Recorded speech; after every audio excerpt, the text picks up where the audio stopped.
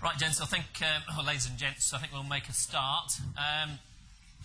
First of all, welcome on behalf of OPICO, Openfields and Masstock here to Thorpe today for our till seeding technical briefing. First of all, a few sort of housekeeping items. Obviously, fire exits out the way you came in, and to the left or the right gets you outside. And if it is a serious problem that way, we'll just move the screen sideways, and there's an exit on the left and right through these double doors behind me.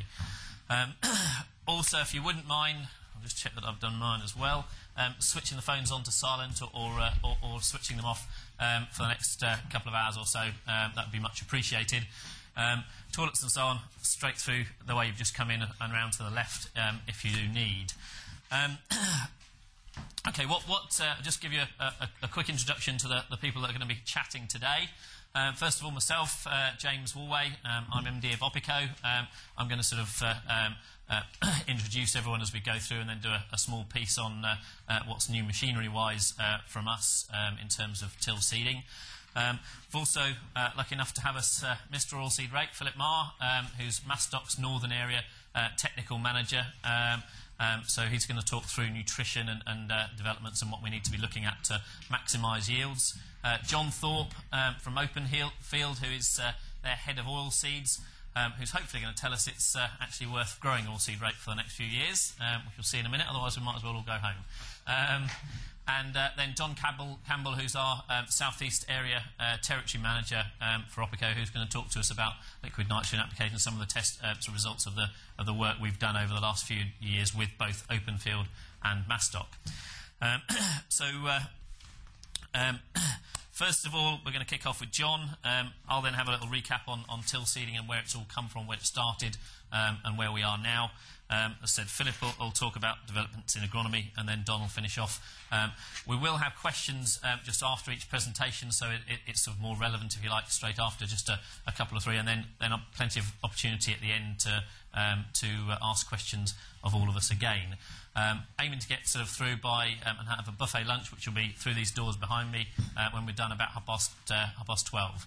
So please interact and ask us questions after each of the presentations, and hopefully we'll all learn a little bit about it. So without further ado, I shall pass over to John to kick us off with the Oilseed-Rape market. Right, good morning anyway. My name is John Thorpe, and I'm head of Oilseed-Rape at Honeypot. I run the desk there. And I've come with my colleague today, Philip Crowther, who's sitting or hiding at the back there. So if you've got any difficult questions, he's the chap to talk to. I thought, first of all, I would go through an introduction to about Openfield, then talk about the growing demands for vegetable oil globally, followed by why the Oilseed-Rape market is so volatile. Then take a look at the supply and demand for the UK and the EU27, the drivers that have been affecting oilseed-rape and might affect them in the future, and lastly, see where rapeseed goes in the future. Openfield, as a company, markets in excess of 4.5 million tonnes of combinable crops a year. That's 20% of the UK grain market crop. As we're talking about rapeseed, the actual desk at Honeypot Lane markets about 500,000 tonnes of rapeseed, which is about 25% of the crop. And obviously for people like me who don't know what 4.5 million tonnes looks like, it's actually 620 lorry loads a day throughout the year. We are also one of the UK's leading grain exporters. We export between 800,000 and 1 million tonnes of combinable crops a year through various ports throughout the UK. Last March, on the rapeseed side, we exported a large volume through Peterhead, New Holland, Boston, Southampton and Avonmouth. Domestically, we are key suppliers to leading brands including Warburton's, Coors, Sainsbury's, just to name just a few. We manage the supply of over 1 million tonnes of combinable crops to 16 central stores in Network Grain. We're helping them to develop more sites. The two more are in construction at the moment. Angus Cereals are building a 43,000 tonne dockside facility at Montrose, which will be very useful for a rape export, because Scotland grows about 130,000 tonnes of rapeseed, of which most of it has to be exported, because there's no domestic consumer there. And Camgrain are building an 80,000 tonne store at Kettering, adding to their 300,000 tonne storage that they've already got around Cambridge. We sell 250,000 tonnes of fertiliser. I'd say more about that, but that's far too technical for me. And we process 25,000 tonnes of seed through the seed plant at Honeypot Lane. Lastly, we work with 7,000 farmers all over the country. We're the largest farmer-controlled grain business in the UK. We're owned by farmers and we work for farmers. That's enough of the plug. So, the question is, what is the potential demand for vegetable oils, which obviously includes the rape soy, the soy oil, the sun oil, and the palm oil? Well, the chart, to find a true picture, we've got to look at the global demand. Now, the chart here shows the world S&T for the 17 oils and fats, the 3 that I've mentioned, and also things like tallows. If we look at the chart from 2006 to 2010, the actual consumption has steadily been going up. Now this last year, consumption actually outstripped demand, and we saw stocks coming down. So it's quite clear to see that next year the market looks as though it's going to be supported by falling stocks. There's growing demand, and there's problems globally with production. If we look at populations, by 2050 the population in China is going to grow up to about 1.4 billion people, and it's going to be up by about 4.6%, which doesn't seem a huge amount when you compare it with other countries. But the demand is going to come from another area. The life expectancy of the average Chinese person in 1970 was 62. In 2009, it's been increased by 15% to 73. So each Chinaman is now living for another 11 years. So there's another 11 years worth of demand or food that they will consume. If we look at the annual urban increases, that's the people moving from the country to the cities. Between 1970 and 1990, the urban population increased by 3%. Since then, it's been increasing by 4% each year, which is a colossal amount of money, of people. But the important thing is all the people that are moving to the city are coming from the country. They were all feeding themselves, so they're moving to the city. Now they've got to be fed. If we look at India, the population between 2010 and 2050 is going to increase by 33%, which is a huge amount. If we look at the world populations, 2050 is going to be 9.2 billion people. That's an increase of 33% from 2010, equating to an increase of 2.3 billion. Did you know that each day 200,000 people are added to the world food demand? So add to these pressures on food demand the shifts of dietary shifts to higher protein diets. The Chinese and the Indians are looking for higher meat diets, and that's getting a bigger strain on cereals. 50% of the world's cereal production goes into producing animal feed. So we can see these countries are looking for higher protein diets, going to have a bigger drawdown on that. But what about rapeseed? This chart is the global average oils and fats consumption per person. And if we look at 2008-9, the average global consumption is 23.4 kilos per person. I know it's hard to believe, but that includes biodiesel as well. But the thing about China and India and probably Pakistan, they're all looking for more westernised diets. As their incomes go up, they want to have more chips. They want McDonald's, crisps, Kentucky Fried, which all draws down on the vegetable oils. Now, if we look, the average Westerner uses 44 to 48 kgs a year, and the average chap in India is 11.2. So if he was getting anywhere near that, the problem isn't supply, it's the demand. It's going to be a colossal demand. and these demands are going to keep on increasing. And they will carry on supporting. Well, the UK, a mere 62 million.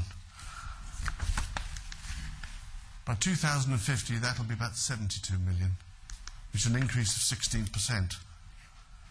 Domestically, we'll see obviously growing demand from the increase of people, and also less land, because obviously we've got to find housing for them. But the trends are changing as well. Not only in the UK, across Europe, consumers are actually asking, demanding healthier diets to reduce intake of saturated fats. Palm oil usage has actually fallen by 50% in the last 5 years. If you look at Walker's crisps, they used to use 45,000 tonnes of palm oil each year. Now they've switched 100% to higher lake, low linoleic sunflower oil. We've seen an increase in recent years with higher lake, low linoleic rapeseed. Admittedly, that's stalled recently, but that's like to make a comeback as well. We've also seen palm oil being knocked out, being blended with rapeseed oil. Things like biscuits and cakes, as people want to reduce the saturated fats. Well, the rapeseed market this year has been very... This chart here shows the rolling prices from 2007 through down to today. In 2007, we had a spike because of higher crude oil prices when crude hit the barrel. I've actually gone too far, actually. There we are. Crude oil hit $134 a barrel, and they had a drought in Argentina. We had the recession here, and then we've had a steady increase up, where we had a record price in rapeseed at £444 a tonne delivered Erith for May this year. Since then, it's drifted back. But if we look at the last 3 months, we've had huge swings. And those mainly from factors beyond beyond the supply and demand. In December, we saw prices increase by £55 a tonne on good export demand competing with domestic demand, and spillover strength from wheat and corn. Then, on the 1st of March, due to the 21st of March, which is 11 working days, we saw a £90 swing. And that was on the back of a Japanese earthquake, tension in Libya, Middle East. And then we saw, obviously, those have been going up. And between the 1st of December and the 21st of March, we've seen movements of a massive £200 a tonne. So people have made or lost a lot of money on that. Spillover strength from outside markets. In the old days, the wheat would go one way and the rapeseed would go another. This time, nowadays, we're seeing the soft commodities track each other. The Russian crop failure in July, August, the strength in that spilled over to the outside markets, such as corn. But not only that, we're seeing outside influences affect both markets. For instance, crude oil will affect rapeseed, because rapeseed is a feedstock into biodiesel, and wheat is a feedstock into bioethanol. Well, what about domestic supply? Well, in 2010 we saw an increase of plantings of about 11%. In 2011, so I'm reliably informed by the Seed Department, there's an increase of about 10% of plantings. It went in well, suffered a bit of damage due to winter kill during the Novdek period and some pigeon damage. But the information coming back from our sales force would lead us to think that the yields will be lower than last year. But our estimate at this stage would be a record 2.4 million tonnes. But that is subject to the fact of us getting any rain, because I think rainfall in March was the lowest it's been for about half a century. If we look at the supply and demand here, this is the UK supply and demand. Last year we had 2.2 million tonnes, export of 300,000 tonnes, crushing was 1.85, and we had quite a tight carry-out. This year we're looking at about 2.4 million tonnes, smaller imports. The exports will be higher because of the demand into Europe, and the crushing remains the same. Crushing remains the same as we have. You have 500 tonnes in Liverpool. You have 200,000 tonnes in Hull, and we have about 1 million tonnes down in Erith, and then the carry-out will increase. If we look at this slide here, this is Openfields exports. So what it is that 100% of what we sell FOB that goes out the country. So we basically say 100% what we sold goes out the country. 58% actually went out the country. The rest of it went around the corner to such like Erith and Hull and what have you. This year we've exported 55% more than in 2010. And of the 100% we exported, 85% went out of the country. Now the interesting thing about this is that we have Denmark, Poland and Sweden, which are new countries that we haven't exported to before. So therefore we're seeing other countries coming on stream. European supplies. Well, here we've got Germany is going to be down by 6%, mainly on frost. You've got France, which is going to be about the same. Might be some improvement there. Poland is about 15% down. So we're already seeing the European crop is going to be tight. And the UK is going to be about 7% up. If we look at the EU supply and demand, once again, we had a fairly large carry-in last year, about 1.43 million. Production about 20 million. Normally from the Ukraine, you'd probably expect to see about 2 million tonnes coming in from the Ukraine, but last year the crop in Ukraine was pretty bad, so that stayed about 1 million tonnes. But we saw a massive amount of rapeseed coming in from Australia. And I think that's what dampened down the old crop. Up to the reason we got old crop up to about £400 a tonne, and then that's drifted lower because of the canola coming in and the demand from Europe not being there. Crushing remains the same, and then we had a fairly tight carry-out again. Now once again, it looks as though it's going to be quite tight. This could be lower again because we still don't know about Denmark, we still don't know about Poland. We're going to see obviously sort of a better imports from Ukraine and Australia. So really, we're going to again see that crush figure being quite tight. So what about the drivers going forwards? Now, one of the things that really affects us, and I think we're talking about you as well, that affects you as well, is the currency. I can be on the phone on a conference call to the regions. We could talk about a market price, and that can swing £5 either way just on currency alone. I took three currency rates from different periods, which showed a 4.76% swing.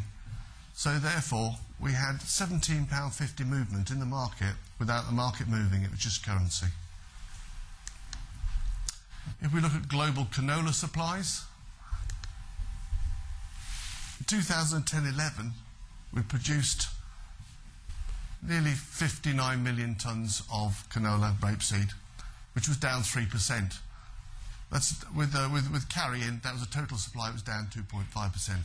But we talk about this increased demand, and it's still there, it's still getting bigger, and that means the carry-out was down 22% on the previous year.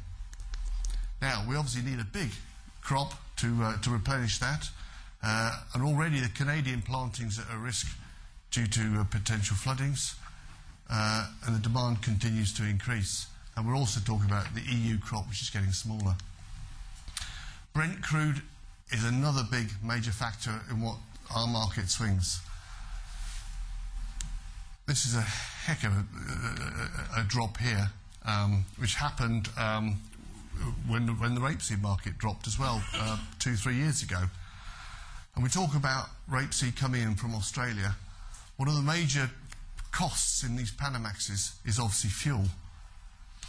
So therefore, as the fuel goes up, we'll probably see that's going to be supportive of the rapeseed prices as well, because it's got to compete with the canola coming in. I will say that when it got down to there, it was cheaper to bring rapeseed in from Australia into the EU than it was to haul it from Bury St Edmunds to Erith. What about the Chinese imports? Well, those have steadily been going up over the years. In China, they grow about 14 million tonnes of soybeans. But they will import this year 58 million tonnes. So they're not self-supportive, and it's going to keep going with those increased demands. Soybean production. In the US, we've got the tight stocks in the US, the soybeans. They're expecting, or they need, and globally tight stocks, they need a good crop in South America. But already we're seeing the US planting is going to be down because of the fight between corn and soya, and cotton for that matter. At the moment, corn is actually winning out, so the farmers will probably be growing more corn, less soya, unless the weather changes and they can't plant the corn, then we'll see it switch back into soybeans. But at the moment, we'll probably see, and the next USDA figures, we'll probably see the soybean area continue to reduce. In Argentina, they reckon it's going to be down because obviously it went in dry. We had that long period of drought and the La Nina effect. And then in Brazil, 1.4% up. And then China, about 4% down. If we go into 2012, I think we will, if you look at the best break crop, we can safely say that at the moment rapeseed is the best break crop, depending on obviously if it fits in with a rotational, and also if the weather allows it to happen. To conclude with, rapeseed is well supported at the moment. The prices for new crop are about 370. If you include bonuses, that takes it to 400 for harvest 2011, and even in 2012, you can get 330 ex-farm. It's supported by population growth, as we said, in China and India. We haven't even mentioned Pakistan. Dietary requirements. There's a tight US carry. There's a fight for acres between corn and beans. And there's very little cushion for poor weather. And there's a long growing season left to go, and yield losses for veg oils. 2 months ago, there was a continued bout of rain in Malaysia that delayed harvest, reduced crop, and we saw palm oil hit record highs. And obviously, domestically, it's the best break crop so far. The market will swing. You'll still have crude oil coming up and coming down. You'll have political problems. You'll have funds piling in and piling out, which will affect it. But I think as a desk going forwards, we would rather own it than be short of it. And I think we probably believe, as well as OPICO, the future's yellow. Thank you. Well, thanks very much, John. Does anyone have any questions for John on rapeseed and how to buy it, sell it? Nothing at the moment. Only thing I'd sort of throw into that is, do you have any advice on marketing it? Because that seems to be the key as to what we're going to do. From a farmer's point of view, how should he sell it, when, where, and so on? If you're actually thinking of selling at harvest, I would think that we might see some pressure coming at harvest time, mainly because you've got a crop that's worth £370 a tonne, and how many people can actually tie up their stores to supply that, to store that sort of quantity. So we may well see some harvest pressure because these are good prices. And the only other thing I would say is when we receive rapeseed to boats or into crushers or what have you, it's amazing if you can get the quality right. The admix, lower admix and the lower moisture obviously gives you a bonus, but that also has a knock-on effect for the oil content as well. And at 1.5% for 1% of the contract price at these sort of levels, it's worth looking at the quality as well. But I would think that if you're happy with 370, you should maybe sort of be thinking about it if you're going to move it at harvest, because there could be some pressure there. Okay. Thank you very much. Right. Any other questions for John before we move on to my little bit? No. Okay. Right. What I'd like to do now that John's set the scene in terms of what we're actually trying to grow is talk you through a little bit of the sort of evolution of till seeding and our involvement with growing Oilseed-Rape, which is, I suppose, been ongoing for the last 10 years since, I believe he's actually in the room, as a gentleman in the room came to us probably 10 years ago now and asked for a seeder to put on the back of a subsoiler to seed his Oilseed-Rape. Obviously we listened into that and have sold a fair number of seeders since then to do exactly that. This view has subsequently become what I would say is this has become a very familiar sight all round the particularly arable regions of the UK. I'd say East Anglia up the eastern side. Wide road Oilseed-Rape. People ask us, that perhaps don't know so much about farming, why and wherefore, and it's definitely sort of revolutionised effectively the way that rape's been grown over the last perhaps 6 to 10 years. We called it till seeding, just literally to coin a phrase. There are a lot of people putting subsoilers on, putting seeders onto cultivators and various subsoilers, and we felt it needed a name because the actual method was a bit more than just putting a seeder onto any cultivator. Why has it changed seeding Oilseed-Rape? Hopefully I'll give you a little bit of a review in the background. Most people here in the room, as obviously customers of ours or arable farmers in the locality, will have had something to do with it, so we'll know a little bit of that. But just as a bit of a recap, I'll go through some of the basic principles. And then also I'd like to talk you through what we believe is next, and that will lead on to obviously Philip, and then Don's talking about nutrition as well. Okay, so till seeding, seeding whilst you're cultivating, just a phrase really to group together a way of establishing a crop. Not something that OPICO invented, something that we learnt from farmers and then evolved machines to do the job, but something we've been very much involved with. Started off really putting seeders onto anything, cultivators, sets of rolls. Initially, before we were involved, the back of combine headers, but that soon became a sort of a bygone thing when people see the improvements through cultivating at the same time. Literally to get our rape into the ground as cheaply as possible. It was initially completely a cost-saving exercise. Rape, I think, you'll probably tell me, back in 2001 would be probably £140, something like that, a tonne. People were looking at, yes, we need a break crop. We want something that doesn't lose us money and that doesn't cause us any hassle. So till seeding came in really off the back of cost saving.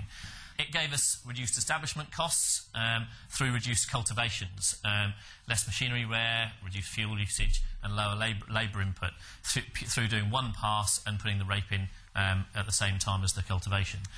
It also gave us a faster turnaround, and it's something that's considered one of the big benefits on large farms, even sort of, today really, not necessarily looking at the reduced establishment costs as much with the prices up to £400 and plus, but the faster turnaround at a very, very busy time of year is very important to many arable farmers. It gives them flexibility and it gives them more timely sowing of the Oilseed-Rape. Obviously, down here we're looking at sort of late August, mid to late August as the ideal drilling time. There's one or two fairly important jobs going on at that time, obviously combining, probably cultivating to get our previous rape crops and barley crops, the ground prepared for the next wheat crop. So it's a very busy time of year, and it gives us a little bit less time pressure at that very busy time of year.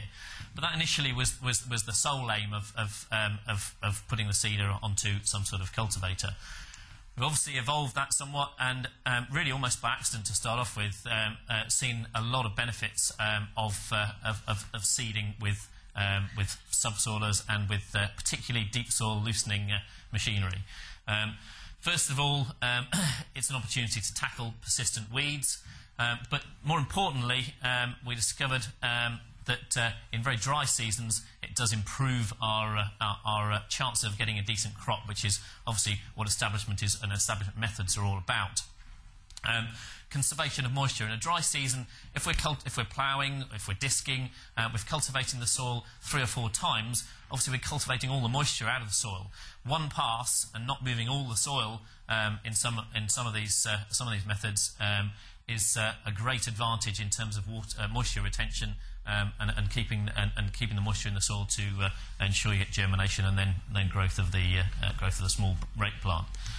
Turn that round though and look into a wet year. We've had a few of those 2 or 3 years ago. Horrible wet late harvests and trying to get our rapeseed in mostly in September. Reduced traffic is very, very important as well. As we'll talk through, rape, as we all know, is a very lazy rooting crop. Any sort of consolidated or over-consolidated or compacted area in the soil, and the rape roots will go sideways rather than down through the soil profile. By cultivating several times, disking several times, power harrowing, ploughing, and then cultivating on top, we create compaction in areas both with the tyres and with the machines we're using, especially in the wet, disc pans and things like that. So reduce traffic in the wet by using a single pass of a subsoiler or something similar to put your rape in is a great advantage as well. Improved soil structure, really that sort of moves on from the standard putting a seeder onto some sort of cultivator and looks at what we need for the plant to grow properly and obviously getting a root and getting a decent foundation for yield. So when people were looking at subsoiling, maybe to ensure that their subsoiling is done for the next wheat crop, they found that putting Oilseed-Rape in with that subsoiler gave a great advantage to the rape crop as well, because we got the soil structure to promote the root growth.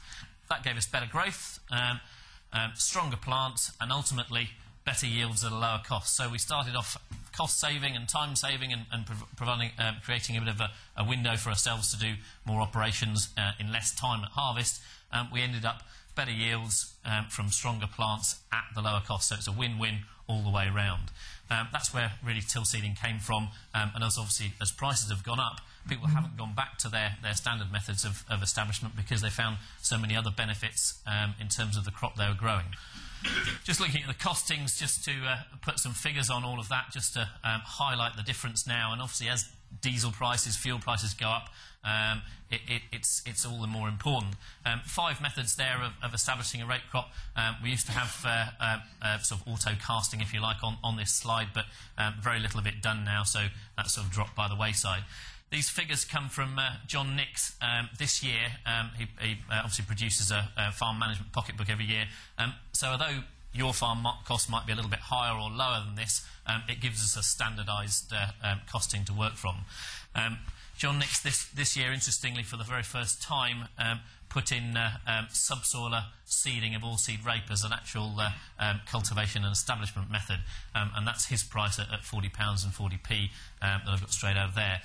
We used to put in a little bit higher than that because probably doing a little bit more than just cultivating for the Oilseed-Rape in that pass. We're normally trying to sort out any compaction problems so that we don't have to do it when we're trying to establish our crop of wheat the next year. But either way, you could say £40, £50, it's still a very competitive way to price to seed your Oilseed-Rape at per hectare. The other important thing we've mentioned is time. Direct drilling, yes, if you've got a direct drill on the farm and that's your policy, then it is a quick method of putting Oilseed-Rape in, but it doesn't attack the issues with compaction and the subsoil. Single pass for the top 3 items here, and then multiple passes underneath, and obviously the time taken increases as we go down. So very important at a busy time of year. We start to look at that in terms of what we've learnt with till seeding and the improvement of growth with a loose subsoil somewhere for the taproot to get down, and learning the fact that rape grows its root in the autumn, and by about second week in December, I think it is, all its energies get turned round to growing a plant to make the seed above ground. So we have to provide that loose subsoil in the autumn for the plant to grow its root and establish itself. Only one method that we've got up here, it takes account of that to start off with, even till seeding on a set of discs or a tine cultivator, unless we're going deep, which you definitely won't do for that sort of price, then really we're not taking account of that. So in order to grow the best rape crop possible, we want to add subsoil improvement in with, i.e. subsoiling as well as cultivating. So only one method is actually taking that into account to start off with, and that's till seeding on a subsoiler, straight from the word go. £40, 40p looks a very competitive way to do that if you're even if you're not necessarily looking for yield increases, you're going to make big savings in terms of growing the crop. So subsoiler till seeding really has sort of evolved as the forerunner and the way that majority of people are putting the rapeseed in. But also we've got a couple of issues we've got to be careful with there. We can't just use our subsoil on its own in very heavy land in very dry conditions. What we're trying to do with subsoiler till seeding is create, I hope you can see here, loose subsoil underneath. We then plant the rape in the bands directly behind the subsoiler leg where it's loose in the soil, which allows the taproot to exploit the loose soil underneath it. We've got drainage, and we've also got a loose soil to get the taproot down. But at the same time, we've got to be very mindful of soil-to-seed contact.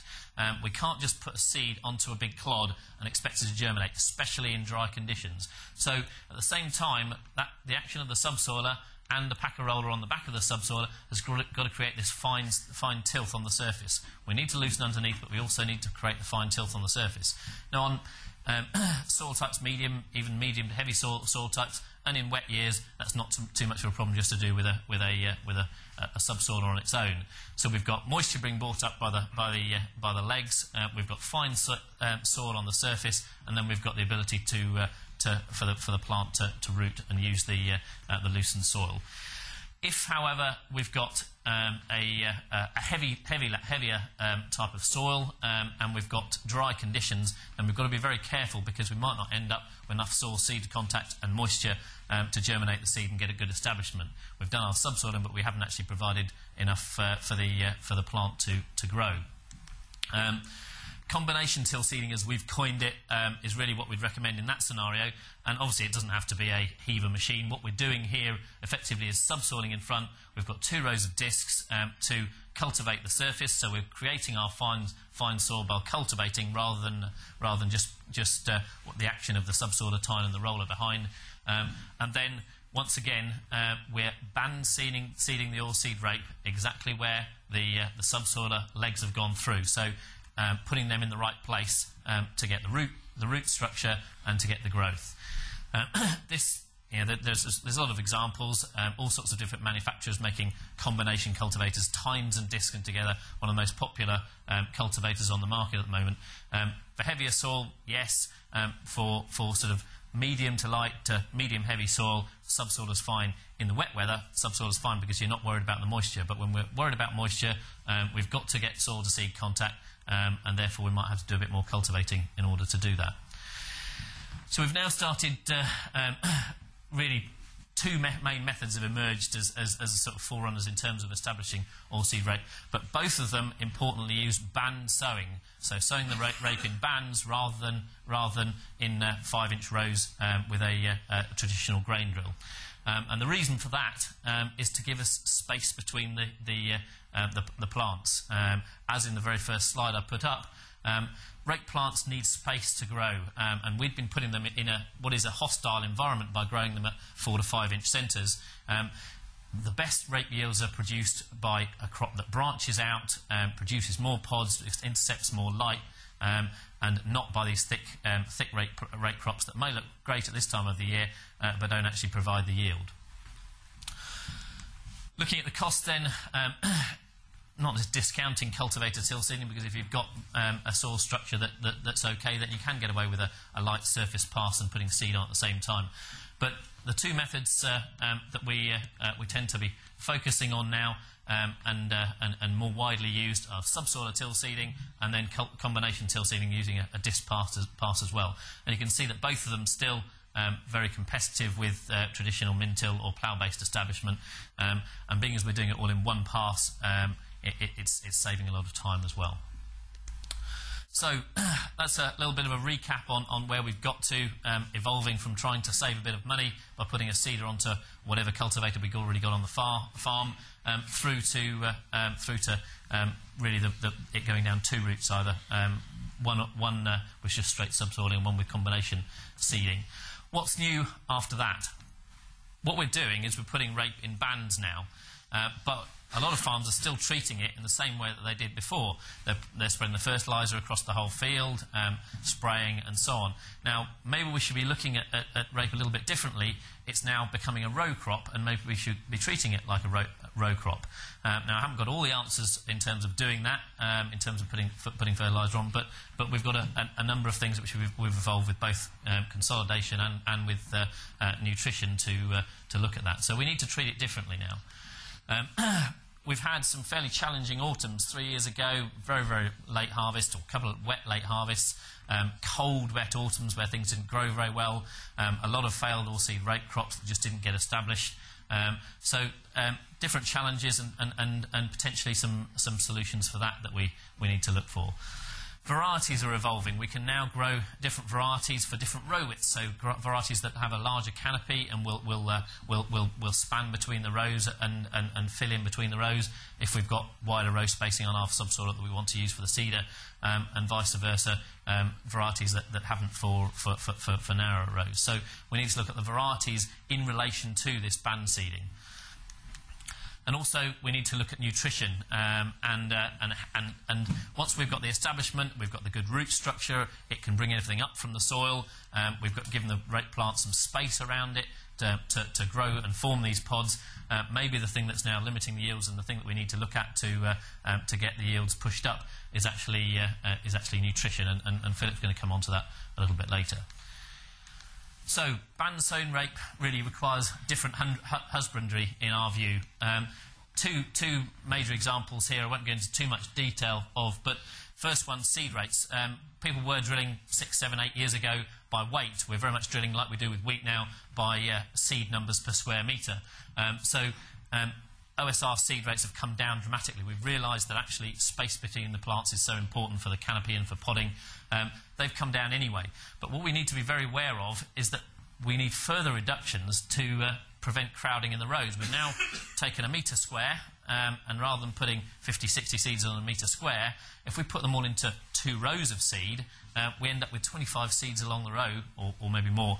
And the actual current advice is somewhere like 12 to 15 seeds. So we're getting down to 25 seeds a square metre to prevent crowding in the rows and to ensure that the individual rape plants have plenty of space. So that's something you might all want to consider. I know it sounds even lower and even lower, but the actual results of if we can reliably establish that sort of number of plants, then we're getting better yields from it. So yes, there might be a risk, and we've got to offset that in terms of getting our establishment right. But maybe if we can guarantee establishment by some of the methods we'll talk about as we go through the rest of these presentations, then you can have the confidence to go a little bit lower on seed rates again. And then fertiliser. Don't fertilise the weeds. There's no point putting fertiliser in between the 2-foot rows or 20-inch rows of Oilseed-Rape. The fertiliser won't be initial fertiliser, especially, won't be used by those rape plants. There's no point in wasting it. And Don will talk a little bit more about that as we go through. As we said, the small roots can't reach far to go and scavenge for fertiliser, and rape roots don't actually grow towards fertiliser. They'll grow towards moisture, but they won't grow towards fertiliser. So, different autumns highlighting really different challenges, and this is something that really kick-started our looking a bit further into Oilseed-Rape and the nutrition and what we can do as a machinery manufacturer to offer things to improve the autumn establishment further from just straightforward subsoil or till seeding. Rape needs a good start. It needs moisture for germination, and it needs moisture for growth. That's not really new to anybody. Pretty much anything needs moisture, including ourselves, or water, including ourselves. And it's definitely nothing sort of specific to till seeding. It's something we're fairly familiar with. But the thing to point out really is that growing plants can actually grow towards water. Once we've got a root, it'll tend to grow towards water. But a seed can't do anything. It's got to sit there and get wet, and moisture's got to come to it effectively. So we need to ensure that we get moisture towards the seed. How do we do that? Soil-to-seed contact, coming back to cultivation and enough cultivation to get those fine soil particles, but also down to consolidation. Fine soil particles amongst larger ones, so we've got drainage, but we've got enough soil particles that the seed is in contact with soil all the way around its circumference. Consolidate that to improve capillary action towards the seed, and in a dry year, that's very, very important. So consolidation really equals moisture availability to an extent. It enhances the amount of moisture that's available to the crop. If we look at this, hopefully everyone can see it's a graphic of a cloddy seed bed. What we've got there is lots of large voids in the soil. That does two things. A, it means that there's reduced moisture movement across and up and down through the soil profile, but also it means that air can get into the soil surface, and of course air will dry it out. So if we've got a hot, windy day in the middle of September after we've drilled our Oilseed-Rape, and it's in a cloddy seed bed like that, the soil's getting dried out, the moisture from underneath is probably getting dried out by evaporation. We've put a seed in there, and we're not actually going to be able to get much moisture towards the seed. Worst case scenario, we get enough moisture to chit and germinate, and then it dies off. So what we have to do is ensure that we get better soil-to-seed contact in order to draw moisture towards that seed. This is a very stark example. I'm not pretending that this is what happens every time, but it was something that happened almost as a fluke, I think, on one of the trial sites we worked at with Masstock down at Yattendon in 2009. A lot of you remember that was a dry autumn. Picture courtesy of Phillip. What we've got, rape rows drilled lengthways up the picture here, and by accident, when the guy had finished rolling the field, he came along this part of the field once again. So effectively, the foreground got rolled twice, and the far part of the side of the plot was rolled once. Germination and early growth dramatically affected by purely consolidation. That's just one thing, nothing else. Same seed rates, and actually the same on all the other plots with different varieties. 11% establishment by the 5th of November, where it was rolled once. 62% establishment by the 5th of November when it was rolled twice. Next plot along, exactly the same, 3% and 59%. Now, I'm not going to pretend that will happen every time you roll twice. What I'm saying is, in certain conditions, you can see the difference it makes. So even if we get a quarter of that difference by consolidating better, we're improving our chances of getting a decent rape crop established. So, consolidation is moisture availability. We don't want this because there's too many large voids in the soil, and we're going to end up with evaporation, and also the moisture can't move across the soil. What we want is this: smaller soil particles crushed, broken down, and the seed not compacted, just consolidated into and amongst soil. No evaporation at the surface, and the ability for moisture to move around the soil profile, because there's less voids in the soil. So capillary action, improved soil-to-seed contact, and the potential of using what moisture's in the soil that we've retained by only doing one pass of till seeding. Another sort of example of what we're trying to say here. Any soil moisture will actually travel up through the soil profile if it's consolidated. So if you're consolidating, you've got small soil particles, moisture will actually be drawn upwards by pressing from above. So effectively, we're encouraging moisture to come up from damper areas of soil underneath. Areas either side that haven't been consolidated, we're looking at obviously cloddy soil, which is going to not necessarily attract moisture up towards the seed. So soil moisture can be drawn up, and in a dry season, that's obviously critical and helps us get germination. Once that plant germinates, then the roots can go down further into the soil and find more moisture. So how do we improve consolidation as a machinery manufacturer? Obviously, the first thing we have to look at is the type of roller we've got on the back of our cultivator. We then also have to look at rolling and good consolidation. Whatever we do, rolling after we've been in with our till seeding machine. And obviously, we as a roll supplier are quite happy about that as well. So what is the right type of roller for our cultivator or subsoiler? A lot of people have fallen into the trap, and I'll just spend a minute or so just explaining. Wide-spaced rings that were traditionally pressed steel rings at, say, 10-inch centres or even wider, traditionally supplied on subsoilers. People tended to put seeders onto whatever subsoiler they had on the farm and imagine that was going to do the job. Problem with that is that these wide-spaced rings are actually designed for reconsolidation of the soil lower down, so 5-6 inches and even lower in the soil profile. They're not designed for consolidation around the surface, which is exactly where the rape needs to be pressed together with the soil. So effectively, yes, it'll consolidate, but if you're not careful and the rape's in the wrong place, in terms of in line with a large heavy ring, it's pressing the rape way down into the soil profile. Or the bit in between, say 10-inch centres on our rings, doesn't get consolidated at all. There's just a loose area of soil up there. So effectively, we're not doing any good for our Oilseed-Rape. We're relying on the rolling afterwards rather than the actual roller that's on the back of the subsoiler in the first place. Shallow consolidation, sort of down to about 5 inches, is really ideal if you're rolling a rape crop, and that's what a set of rolls give you. So you want something closer to a set of rolls than a big sort of ring that's spaced wide, the wide space ring. Also, we would advocate place the seed in front of the packer roller. The main reason people aren't doing that is because they've got these wide space rings on their subsoilers anyway. But if we've got nice close space rings that are giving us consolidation on the surface, place the seed in front of the packer roller. Rolling it twice is better than rolling it once. Rolling it 3 times is better than rolling twice. Any extra consolidation you get is a benefit and prevents things like we saw at Yattenden happening if it's a dry season. What do we do? What do we provide for that? The V-profile roller, which we've sold on all of our cultivators, Heaver cultivators and so on, for the last 6 years. V-profile pressed steel rings at about 125 millimetre centres, so 5-inch centres. That gives us consolidation directly below those rings, and it also gives us consolidation in between because they're running at 40, or the angles of the steel profile is running at 45 degrees, so pressing in between. So we do get consolidation from probably somewhere around the surface inch down to about 5 inches.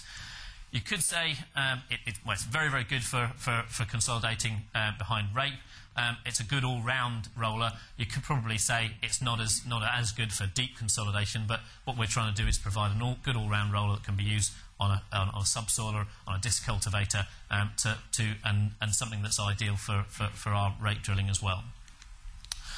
And now, outside, as one or two of you have seen on the way in, we've got the new Heaver Synchro roller.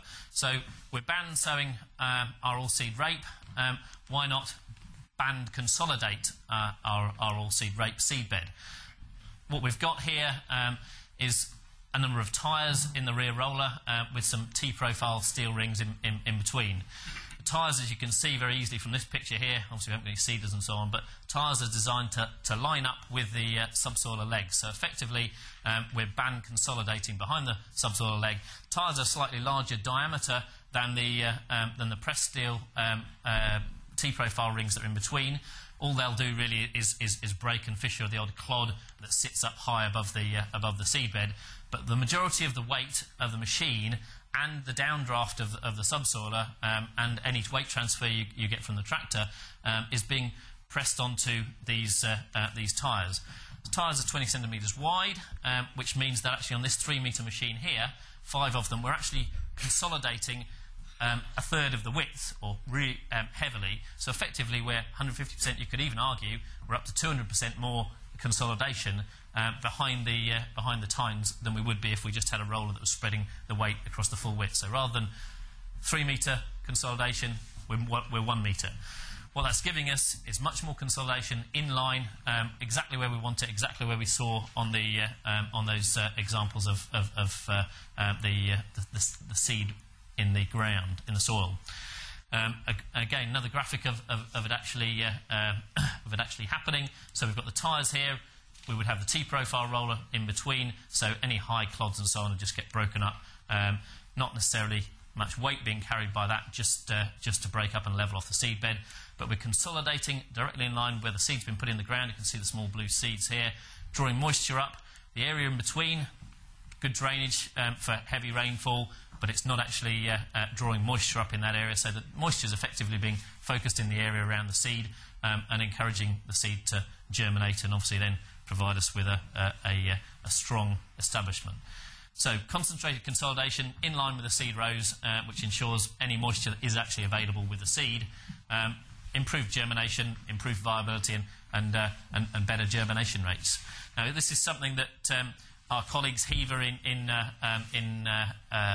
Denmark have developed as they've taken the till seeding idea across into Europe, and they're setting majority of their subsoilers that are going out for seeding or seed rape go out with this roller on. There's even some people that will go out that'll take the standard V profile roller, use that when they're subsoiling without putting rapeseed in, and then change over to the synchronised roller when they're actually rapeseeding. So rather than just putting the seeder onto whatever subsoiler we've got on the farm, rather than just trying to save money on establishment costs, we're trying to improve the establishment of the oilseed rape and really hone down and evolve the whole method until we get something which is focusing on all the things that the rapeseed needs to grow. That's the end of my little bit. Obviously, we're not sort of changing the world with the roller, but it's the next step forward, we believe, in terms of improving the germination, improving the reliability of the rape plant that we're trying to put into the ground. So, anyone, any questions about that before we move on to Philip's bit? Far away. If your wide rows are not conventionally drilled crop, yeah. How do you manage to keep and that open ground between the rows, how do you manage to keep the pigeons off during the winter months? Well, generally, we're relying on better establishment of the crop in the first place, and the fact that rape, we're obviously relying on getting it in relatively early, nutrition to get it started, but we're relying on the crop itself to be a stronger crop and grow and outgrow the pigeons. If we can get it in and get it started right, it'll outgrow the pigeons, and once we get complete canopy by sort of November, December time, then it can stand a bit of pigeon damage, because after December time, the crops, the leaves that are produced in the autumn are just for photosynthesis to grow the root, and they're effectively redundant. So provided we've got a strong enough plant to handle a little bit of a pigeon attack or slug attack in the early days and to outgrow it, then we don't find a problem. Obviously, we've got to deal with pigeons and slugs in whatever way we can by scaring them away or the slug pellets, but generally it's through providing a stronger plant in the first place. Just to go back to your roller. Yep.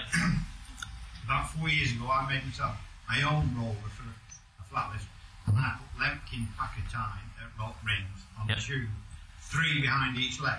Yep. If I was going to improve, and I saw the seed behind the packer, where it goes in the grooves that the rings. If I was going to improve it further, I'd put the tyre then behind where the seed was, and I wouldn't bother about rolling the bit in the middle. If you're in heavy land, the heave lifts the middle up.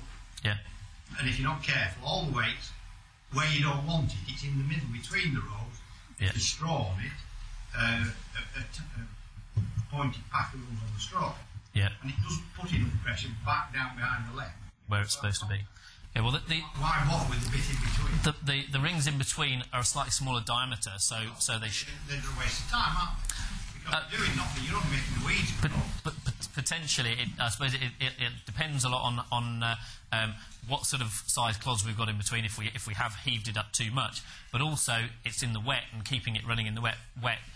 So it's really to provide something that can be used either or as a consolidating roller for seeding, or behind the subsoiler anyway. But it could quite easily be that we end up with a roller that doesn't have the rings in between.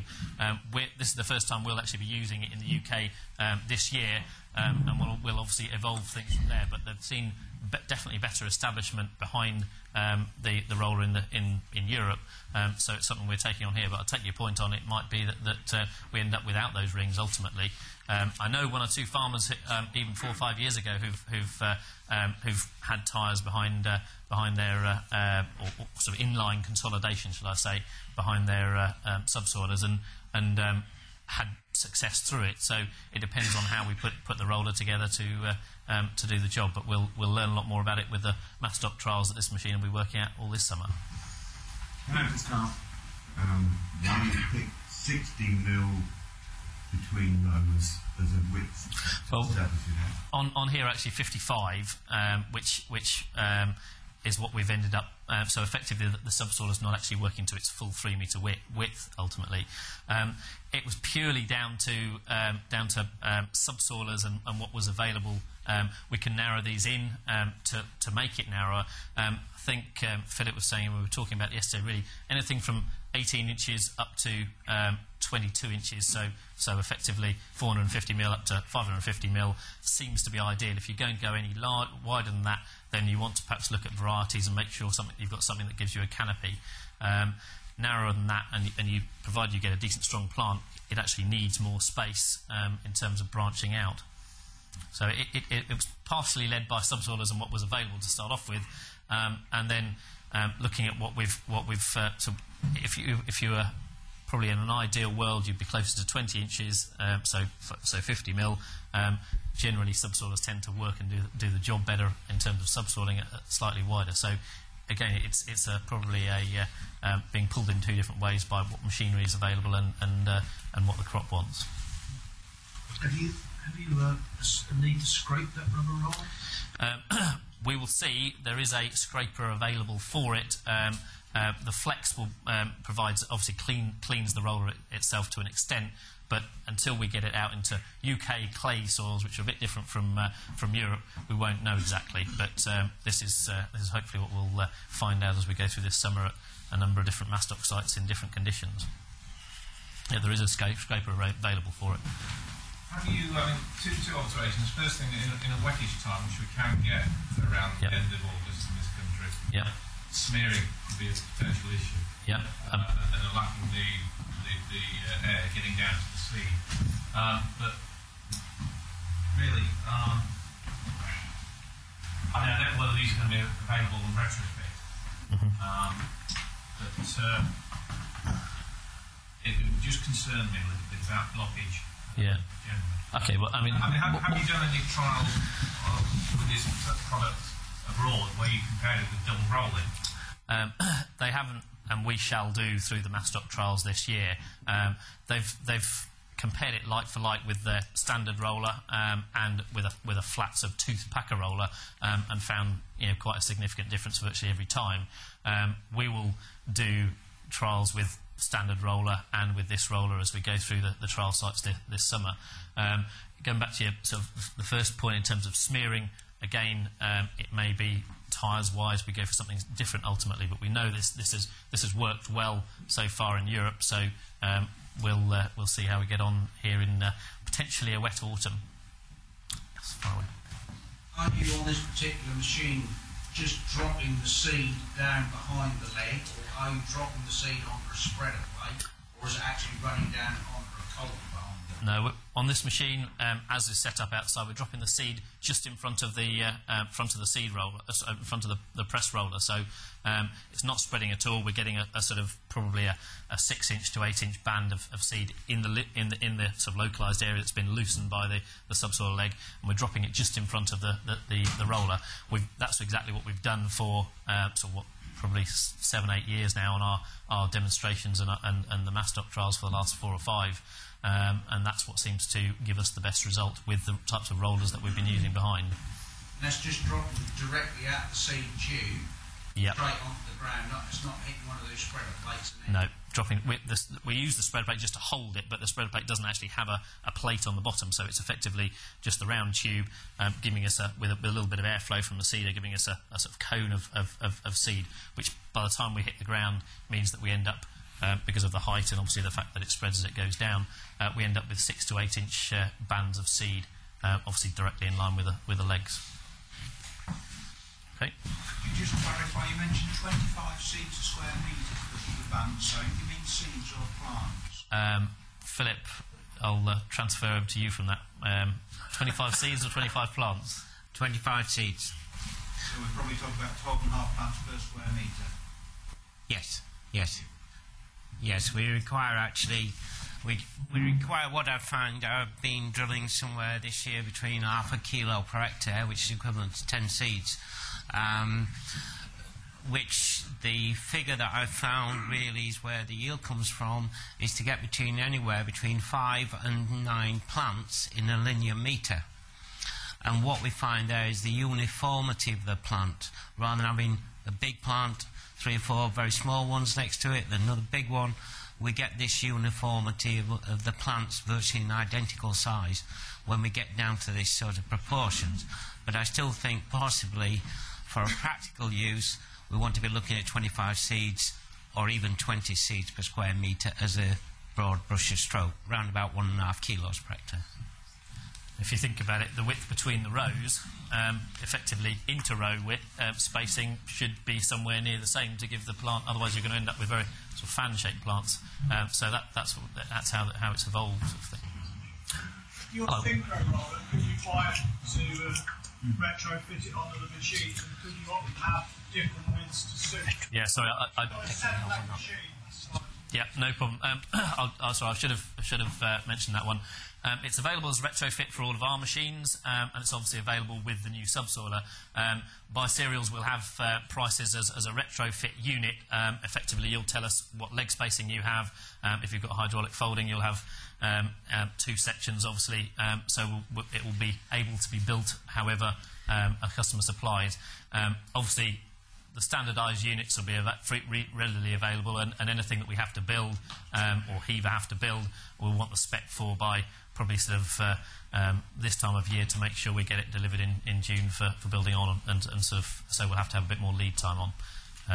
But yes, will be available. I think really what we'd whilst we'll have some prices available, we'll go through this season, see how it works, and whether we do change the tyres, put scrapers on it as standard in the UK, although they don't in Denmark, and then have sort of full set of prices available in the autumn for people that do want to retrofit it. Are your tyres pneumatic or are they filled? They're pneumatic, and we're imagining foam filling them over here, although they don't.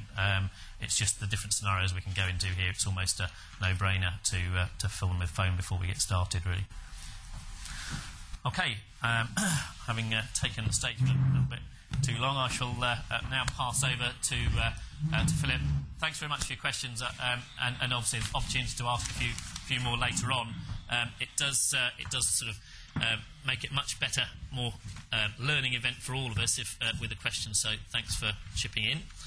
And I shall now pass over to our Northern Technical Development Manager, Phillip Marr. Right, good morning, ladies and gentlemen. Pleasure to be here to share a few of my experiences and views regarding the Oilseed-Rape. Nice not to be talking much about varieties, but just to answer the gentleman there who was talking about the row widths regarding pigeons. What I find with this technique is to cut the previous crop of wheat as tall as possible. Just take the edges off it, because pigeons will not land in long stubble. Different when I was talking at Inverness, where we get a problem with geese. They'll land in long stubble. So, right, where are we going to start? Nutrition. James asked me to talk really about the Oilseed-Rape and regarding the nutrition, and particularly nitrogen, because what I've found is the rape crop itself requires around about 13 different nutrients. 13 different nutrients, of which it finds 5 in adequate quantities for the rape crop already in the soil. But the other 8 we've got to simply supply that product. And what I want to talk about more is nitrogen today. But I don't know if you see this in the back for the pub question. Possible uses of Oilseed-Rape from a 5 tonne per hectare crop. We actually finish it with 3,000 litres of oil and 3,000 kilos of rape meal. You see there where the 3,000 litres, we could run a car for 33,000 kilometres on that biodiesel produced by that oil from the 5 tonne per hectare crop. But my little bit for the environment, it will have produced enough nectar for the bees to produce between 3 and 4 kilos of honey. So it's quite an interesting crop. And when somebody mentioned about chips, we could cook 10 tons of chips in the oil produced from that 5 ton per hectare crop. So let's move on a little bit. I like this one. The dairy farming, 7,500 litres of milk can be produced from the rape meal of that 5 ton per hectare crop. But roots are critical. Of any crop, roots are critical. And particularly these very fine root hairs. These long tap roots really are anchors to all that planting, where the fine root hairs are actually pulling that nutrient into that plant. And if you take a cubic metre of soil, there's roughly 18 kilometres of these fine root hairs. I didn't personally count them, but some student did in Cambridge. But even ADAS work and work that I've done, the length of the root is critical in getting this yield. And you can see that in today's crops, under so much pressure, with lack of water. Because from the stem extension stage of that rape, right up to green pod, it requires a 6 ton per hectare crop, 300 millimetres of water. We in Yorkshire have had 1.5 millimetres in March. A 3.5 ton crop will need somewhere in the region of about 235 millimetres of water.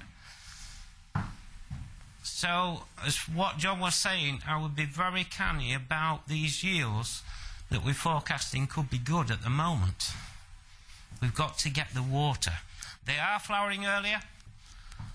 And really this is taken from the Lincoln Smart Farms 2009, where we're looking at this concept compared to traditional methods, whether it's min-till or ploughing. And then we've moved on, because some work that I did, must be 12, 13 years ago, was to look at the uptake of nutrients and macronutrients. And you'll see sulphur is on there. Sulphur is not a micronutrient, it's a macronutrient. A macronutrient. And what I was doing is looking at the demand that this crop of rape required through its growing period of these macros. So they're not to scale actually, but you see the phosphate. A big demand for phosphate during these autumn months. And then it starts tailing away. Because as James quite rightly said, the root of that rape plant, because the flowers, the florets, are produced around about the 3rd week of December. You can see them with a good hand lens or a good microscope. But changes take place when the florets form. The root length stops growing. So in fact, the root is only growing for 4 months of the year. And that's why we've got to get as good an establishment as we can. Because in these drought periods that we're into now, very small roots, very, very poor yield potential. Because they're drying out, they can't get the nutrient out of that surface soil. And nitrogen, what I'm talking about particularly, he will only take so much and then he'll leave it behind. And I found that the work that roughly the Oilseed-Rape will require around about 20 to 25 kilos of nitrogen. If we apply 60 kilos, or under the nitrate directive we're only allowed to plough 30 kilos, it won't use that extra 10. That will simply go down in the drain. And I'll show you that as we move on through this presentation. But looking at the macronutrients, where do they sit in the crop? And there in the lighter grey is the straw, and you see the potash. They'll take up to 400 kilos of potash during these summer months, spring-summer months, and then it's returned back in the soil. Very little potash appears in the seed. Phosphate, we get a tremendous amount of phosphate in the form of phosphite that remains in the seed. And that answers the question of this vigour of seed. It's nothing to do with variety, so don't get pulled in by variety breeders saying, oh, this is a vigorous variety. It's simply the size of the seed. The bigger the seed, the more vigorous that plant will be, up to its first leaf development phase. And then the development phase kicks in. something that I've looked at probably 600 varieties of Oilseed-Rape over these last 12 years to identify the fast developers, slow developers, or intermediates. And your question, sir, of drilling these varieties in, say, wide rows, I have one lad in North Berwick, first time, is put in at 75mm rows. What I advised that grower to do was to grow a fast developing variety like DKX Power that some of you may be growing. Drilled early, 20th of August. I was up there in October, I could see no soil. But then put a slow developer in that category, not necessarily a hybrid or a pure line, but a slow developer. We'll say like sesame, pure line. You will never fill that row up. Didn't matter whether you drilled it in July, because it is so slow in its leaf development rate. It will never cover that area. When I was over in France last year and across Europe, and interesting to hear what John was saying about Ukraine. Ukraine will be growing roughly 2.5 million hectares of Oilseed-Rape in the next 2 years. That will be where the increase of rape will come from the east. Ukraine, Romania, Azerbaijan and these countries. Not Germany, France and UK. We're at our limit because of rotation and because of the big threat of verticillium wilt, which is like take-all in wheat. But you see again, we've got the nitrogen, it's equidistance.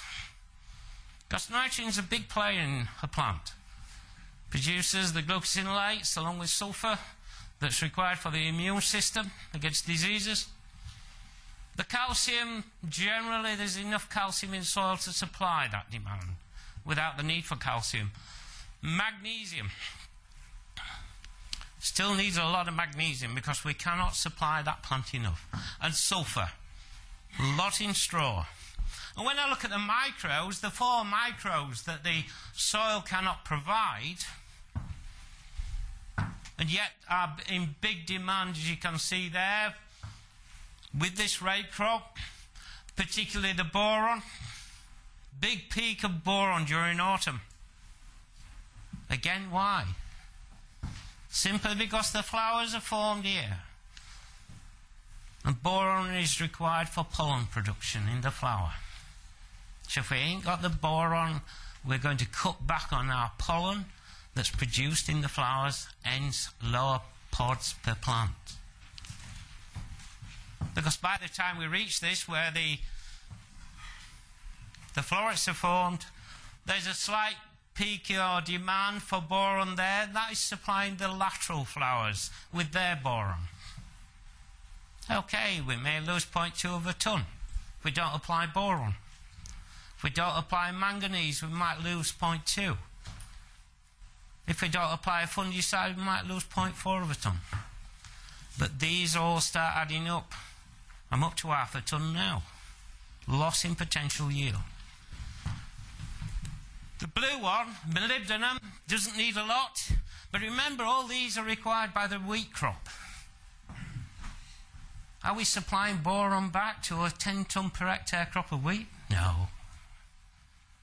We were when we were on sugar beet because we're adding boronated fertilisers.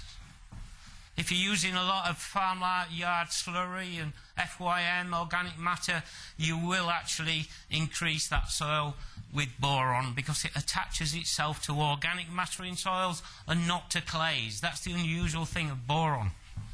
But molybdenum, we start seeing quite a demand building up round about November. Again, we ask ourselves, what is molybdenum needed for in the plant? For stress. I usually have a pint of Guinness a day. But the plant needs molybdenum. Because simply, we're getting cold weather. It's beginning to put stress on the plant. We get a peak round about February into March. Why? Because that is when stem elongation is starting to take off. The plant's under a lot of pressure. You'll see this year, I'm forecasting probably a lot of stem splitting. Simply because of the conditions we've had. We've had, up to the previous week, very warm temperatures.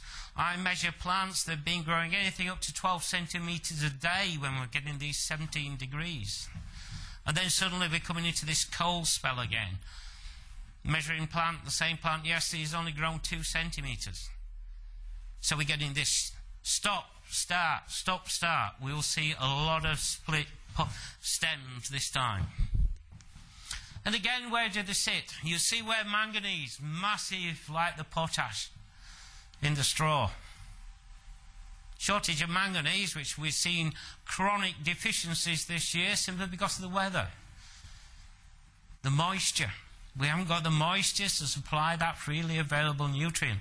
So I've seen chronic manganese, chronic molybdenum deficiencies this time. Zinc, copper, iron, adequate supplies in the plant without going into the extremes of foliar applications. Probably the one that's shown more on calcium soils has been iron. It's as good as a dose of nitrogen is iron on a deficient crop. Oh, Mr. Majimbi, you've never met that man, but if you've been like me and talking to BT call centre, you've been talking to him. He's one of a million, is that man, in Bob Bay. But the Oilseed-Rape nutrient access, as James said, this very small plant, its initial rooting system is very primary. It's not the taproot. The taproot develops 4 to 5 weeks. Totally different to a cereal. The true cereal root system starts on day 1 of germination. In fact, if you put a seed of rape and a seed of wheat in a bell gas jar and blotting paper, you will see the plumule, the shoot of the Oilseed-Rape, and the root of the Oilseed-Rape both emerge together. In a cereal, the root will emerge 3 days before the shoot, the plumule. So what you've got is a fine little primary root system that's not capable of pulling pK's nitrogen off soils until its true taproot and nutrition fibrous roots start to form. To get this sort of fella. Starts emerging and then it kicks into its leaf development rate depending on variety. We're working with OPICO and James over these number of years, looking at this system. There's 2 important things which I think James has covered: seed to soil contact and allow water through that soil profile. That's really what it's all about. But I travel round as far north as in Scotland, down at Kent and in Exeter, talking at very smart farm meetings, meet probably 6,000 people in the year, do about 40 to 50,000 a year miles, so I've probably got the largest carbon footprint in Masstock at the moment. But what I see are very good middle fields of Oilseed-Rape, but then you let the side down with the headlands, because you're running over them, you're causing compaction. And then what do we see in December? Orange, purple plants on your headland. Good plant population because you've had good seed-to-soil contact. But the big problem is you haven't allowed that water down that profile. The plant needs all this phosphate, so it shows phosphate deficiency in blue leaves, orange leaves. That's where the biggest loss of yield starts to come from. Those 40-metre headlands, and can be 50% of the field area. And if you can just bring that average up, you'd be surprised what you bring to the final yield average. It's those headlands. Of this particular view, where we applied 15 kilos per hectare overall, but on this system of actually applying the fertilizer down the band, that 15 kilos becomes 45 kilos. We haven't broken any nitrate directive rules because our overall rate is 15. We're allowed 30 kilos, but we've actually applied 45 kilos down this band. We could also add phosphate, boron and potash, depending on what nutrient you use in fertiliser, liquid or solids. And that's a photograph I took not long ago. Good long stubbles, that guy's left, kept the pigeons off quite nicely. But again, what we've seen, and this is probably the most visual I've seen it, for the last 9 years I've been working, because this is not new, we're putting nitrogen down with the seed. I was working with Bienvenue in 1971-72 when we were combine drilling triple 15s, remember? It's not new.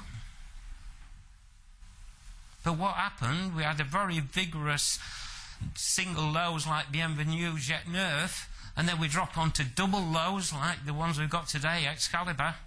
They needed more help than those early ones. And yet what did we do? We threw the fertiliser away and hope it to grow. So we've got to get back to a bit of common sense. This is at one of the Brackley Smart Farms I took. I was talking there.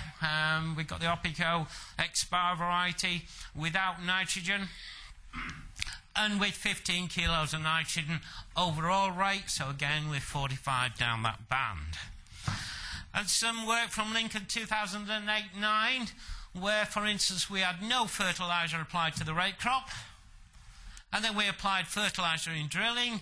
That gave us again about 0.22 of a tonne per hectare. Where we broadcast against the banding, that gave us a 0.2 tonnes per hectare increase. And how can we build on that? Nice rows, as James said. I think somewhere between the 450 mil to 550 mil is about where we want to be. 70% of the acreage in France, national acreage in France, is all between those row widths, done by a grain drill, blocking off coulters, 3 coulters, 4 coulters. And that's increasing, and Germany's starting to move in the same lines. They are about 52% on wide spacing rows, simply because of good light interception. This is one of the machines working at the site that I look at Brotherton near Ferrybridge in Yorkshire, and I think this was the previous year where we got the solid fertiliser applicator, and then we had the Nitrojet system with a liquid to compare which was giving, is it liquid or solid. In fact, we saw no difference in yield whether it was solid or liquid fertiliser. Probably we had a bit more inconvenience having to fill that hopper up more times when we were as against the Nitrojet system. James told me that that's an old slide because it's put in front of the leg, so yeah, we moved it to the back now, we keep playing. But I'd just like to share with you some results I had at Brotherton last year, looking at 2 methods, one with the Simba DTX 300 machine and one with the OPICO machine. This is actually the OPICO plots where we applied no nitrogen, and this is on the 28th of September. 20 kilos of nitrogen overall, so in effect we were putting 60 kilos down that band. 40 kilos, yeah, we were being naughty and went above the standard NVZ. So with 40 kilos, we were applying 120 kilos down that band. That's what the photograph looked like at the end of March. Very, very little difference between these nitrogens. 20 kilos and 40.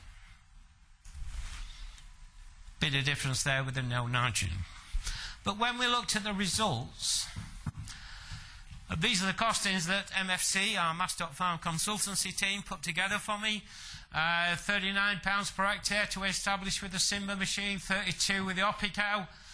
Plough, combi drill, £156 an hectare, and the Coon soil loosener and combi drill at around about £124 an hectare.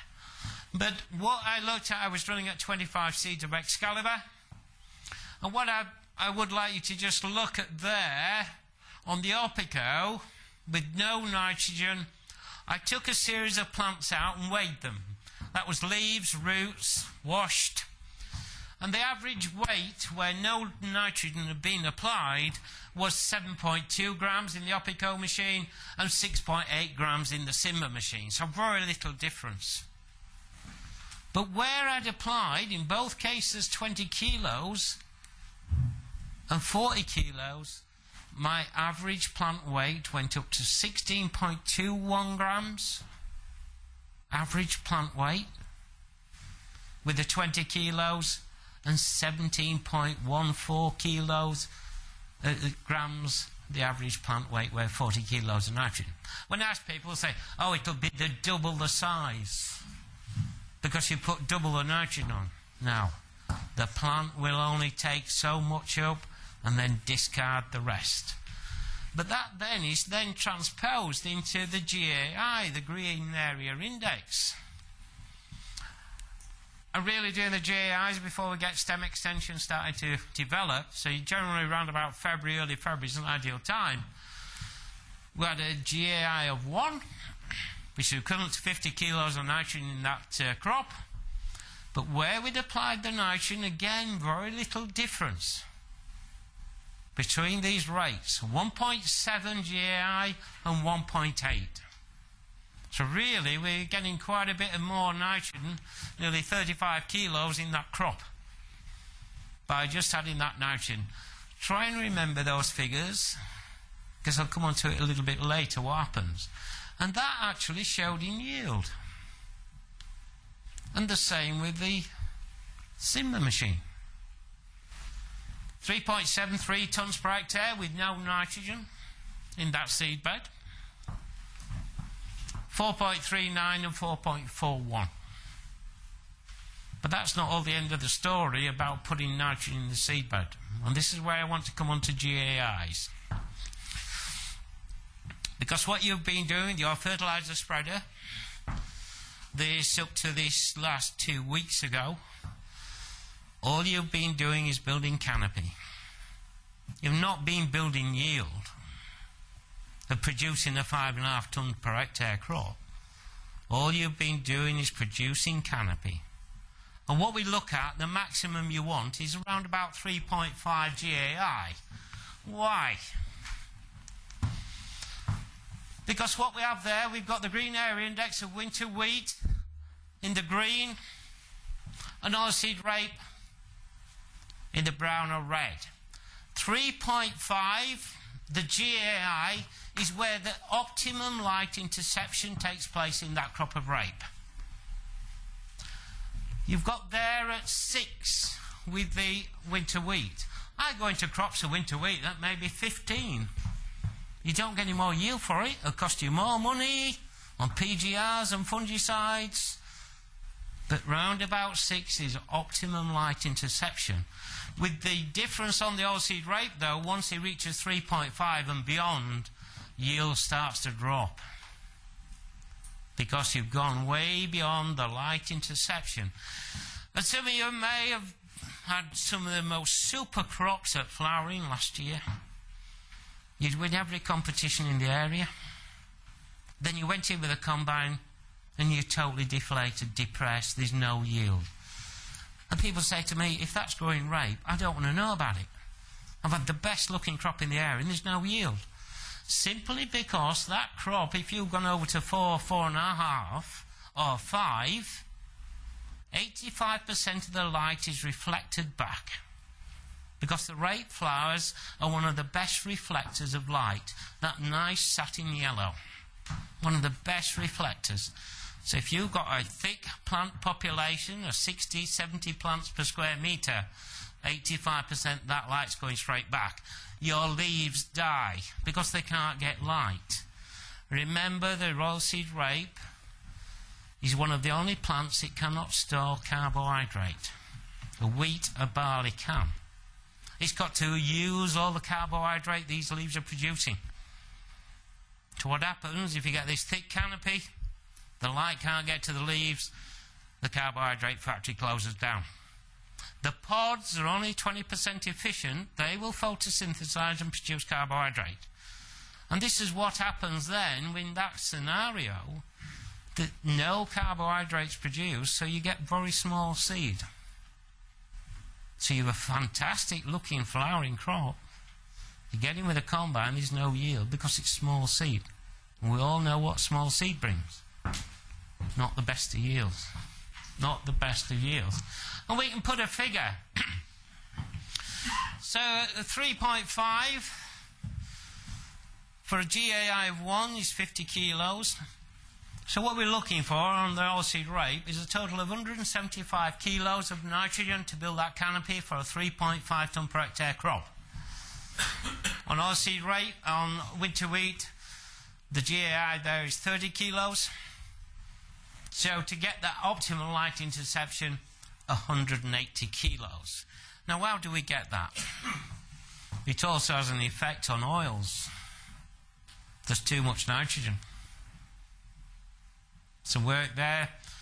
So we say it's quite a bonus when we start talking of rape getting up to 365, 400 pound a tonne by getting the best bonus you can with the highest oils available. But what is a green area index? Probably teaching mother to suck eggs here, but what we take is a square metre of that crop round about February time, and a GAI of 1, which is equivalent to 50 kilos. If we cut all the material, the leaves, off that square metre, and we can lay them side by side, that's a GAI of 1. If we cut the leaves and we get 2 layers of leaves on that square metre, that's a GAI of 2, which is equivalent to 100 kilos. So if you put a lot of turkey manure or slurries in autumn, it's not unusual to have a variety with fast developing variety, things like Expire XL, that could have a 2 or 2.4 GAI in February, which it did a couple of years ago. But how do we use this? And to create this canopy, as I say, 3.5 is a GAI of 175 kilos, and really we've got the blocking. So we've got the green area index. We can take the soil nitrogen index around about January, February to see what's in the soil of nitrogen and see what the availability of all that nitrogen is for that year's crop, right through to the end of its season. And if we haven't made this 175, we then supplement it with the fertiliser, the nitrogen in spring, building canopy. And really that's just a view that I took this year, GAI 1 crop, take it, measure it, use this formula, so you'll have something like grams multiplied by the square metre and then multiplied by 0.8 factor. And that would either give you 1, or in that forward crop, a 1.7 GAI. Now going back to the trials at Brotherton, where we had no nitrogen at drilling, we had an index there, GAI, of 1, which is equivalent to 50 kilos. In that crop, not a bad crop. Our soil nitrogen, we had no slurries or anything applied, and our soil nitrogen index was 20 kilos of nitrogen in that soil available. So we've got a shortfall there, which has to be made up with bagged nitrogen, which is applied as you've done in this last 2 months or so. Built that up. So in that scenario, we'd have to apply 105 kilos of nitrogen. Now, nitrogen is not 100% efficient. It's only about 60% efficient. So in theory, we would have to apply something like about 135 kilos. To get up to the G in that crop, it's converted that nitrogen. Our soil index is still the same. So, to make that shortfall, we need 70 kilos, which would be about 95 kilos using the efficiency rule. But what does that bring us? We've saved already 35 kilos of nitrogen by applying that rule that we've got the bigger GAI in spring. But at the final day, we got an increase of 0.66 of a tonne per hectare by using this method of calculation of nitrogen, which to me is not a bad little return. 230 quid an hectare at rape at 350. I think that's not a bad investment to get that return back. But the fertiliser applied for yield comes at yellow bud stage. And for every tonne above 3.5, you require 60 kilos. That's taking the efficiency in. So if we've got a very good looking crop, and we probably underestimate these crops. I've estimated some of the crops I've seen already at around about 6.5 tonne potential coming off them. So in a case like that, I've got to apply 180 kilos as probably a week or 10 days ago at yellow bud stage. to feed that supply. People ask me about putting fertiliser on at pod, fill and flowers. I've actually got a reduction in yield, irrespective of what your fertiliser companies are saying. I've stopped doing that work now after 9 years. I'm talking to Dr. Stowitzer at Stuttgart. It's because of the high supply of sulphur applied at when the plant is in flower will reduce yields and oils. So, fertiliser, and I took a photograph, really there, 60 kilos of nitrogen for every tonne above 3.5, so if you have a 4.5 tonne crop potential, yeah, just give it 60 kilos about a fortnight ago or a week ago. And that is the calculation that we use. It's a bit complicated, it's on Excel spreadsheet. That would be about the stage, probably a few more days early in that stage. When you start seeing that yellow bud, you'll push it down with the tractors, front axle, but it'll spring back straight up again. You're actually feeding for yield. So, ladies and gentlemen, establishment's critical. Don't care what crop it is. Sugar beet, potatoes, whatever. The nutrient demand is essential for that yield potential. Because one of the old sayings of Justus von Liebig, and if I was doing this another 100 years, this meeting, that would never change. It's like the barrel. The level of crop production can be no greater than that allowed by the most limiting of the essential growth factors. 1803, 1873, he made it at when he was 24 years old, that statement. It still applies today. So you can supply, as the barrel, you can supply all your nitrogen, your potash and your phosphate. But if it's deficient in molybdenum, that's where his yield will come to. As we all know, if it's deficient in light, you've got all that nutrient, you put a bucket over it, that's the essential factor. It's the limiting factor. Still will remain that statement true in another 100 years' time. And nitrogen, it can be a provider of yield, either increase or reduce it. Simply putting too much on, you will create too big a canopy, reduce your oils.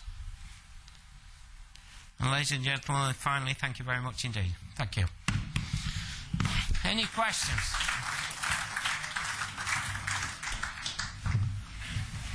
Does anyone have any questions? Well, gone quiet. Yes, sir. What's the most common limiting factor? The most limiting factor for yield out of anything is water, and always will be water. In fact, global agriculture uses 79% water, and that will be the limiting factor right across the globe. Like China, building one of the biggest dams, their biggest problem is they've got the pollution. That's why China are moving into places like Africa to try and get water. We, Masstock, have taken a 60,000 place in Sudan, which will be irrigated by 100 pivot, 6-hectare pivot irrigators. And that's all coming out the Nile. What about the nutrients that we put in, which is the most common limiting factor? The most limiting factor of all is possibly boron and manganese. Those are the most two limiting ones.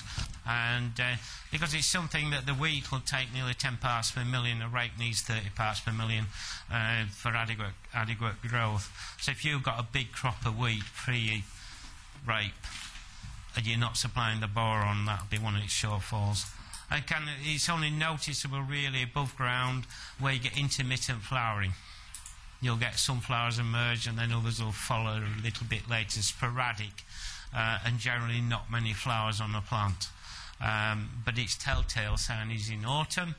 As you're walking your rape crops during November time, pull plants up, sharp scalpel or a knife, slice the root through. It should be drift snow white. But if you see a dark brown stain running in the centre, that's the first indications of boron. And that will eventually, if not corrected, will actually turn black. And then the cortex of the cells in the root then will collapse and it will be hollow. And again, that plant eventually dies. So boron and manganese are probably two main ones. Magnesium, you'll never give wheat enough magnesium, and you'll never give rape rape too much magnesium. There's always a demand for magnesium from these plants. And varieties that I found, some varieties are actually, you'll find, like for instance Lioness, that was one of its downfalls because it couldn't pull magnesium out of soil solution. So you were always seeing severe magnesium in Lioness, and that's what brought that variety down eventually. Okay? Yes, sir.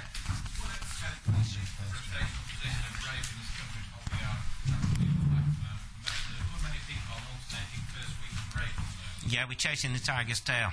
We're chasing the tiger's tail. Yeah, it will, and this is where I saw in France 5-6 years ago the first signs of verticillium wilt that comes in on close rotations. The other one, we're seeing more club root this year, again because of closer rotations. And even on the farm at Brotherton Smart Farm there, the Booth brothers were on 10 years ago, wheat rape on a number of fields. I warned them of the situation that they were going down. We were yielding well over 2 tonne per hectare, 2 tonne per acre. In fact, 2 1/4, 2 1/2 was nearly our best year that year. I warned them, you're in trouble. Last year we got verticillium wilt, which took 80% of the yield. We were lucky to harvest 800 weights in a field that looked absolutely spot on. That was verticillium wilt. Now we're having to move into an 8-year rotation by bringing naked oats into that rotation, by bringing peas into that rotation to get that rape out. Exactly what the French have had to do. They've moved into 1 in 6 years now. And that's why I think the acreage will remain fairly static in Germany, France and the UK because of this risk. So, sorry, taking my time. I'm not running away. Any other questions? Yes, sir. You said at the end of your talk about putting late nitrogen on. Some of the nitrogen companies have advocated putting a very late dose of nitrogen on at the end of flowering. Yeah. Did you just say it? Yeah, you can get reduction. I've done big plots, different rates for 9 years. I've never had an increase in yield. I've had reductions. Because really what I've done, if you think about it, I've fulfilled the yield potential of that crop at yellow bud stage. Where you hear these remarks, which are not trials data, they're just hearsay. Oh, where have I used that? I've got another 500 right. Oh, yeah. Did he put enough nitrogen on to fulfill that crop at yellow bud stage? I would doubt he didn't. I would doubt he didn't. But with the work with this German lad that I'm doing with, and this sulphur, because often it's liquid ammonium sulphate that they're trying to move, you have a lot of sulphur in there. So I'm very much against applying it at pod, green pod or petal. Very much. Because I have data to support it. I could show you data and data and data where we've done that. And we've got no response in yield, actually reductions. Okay? Yeah.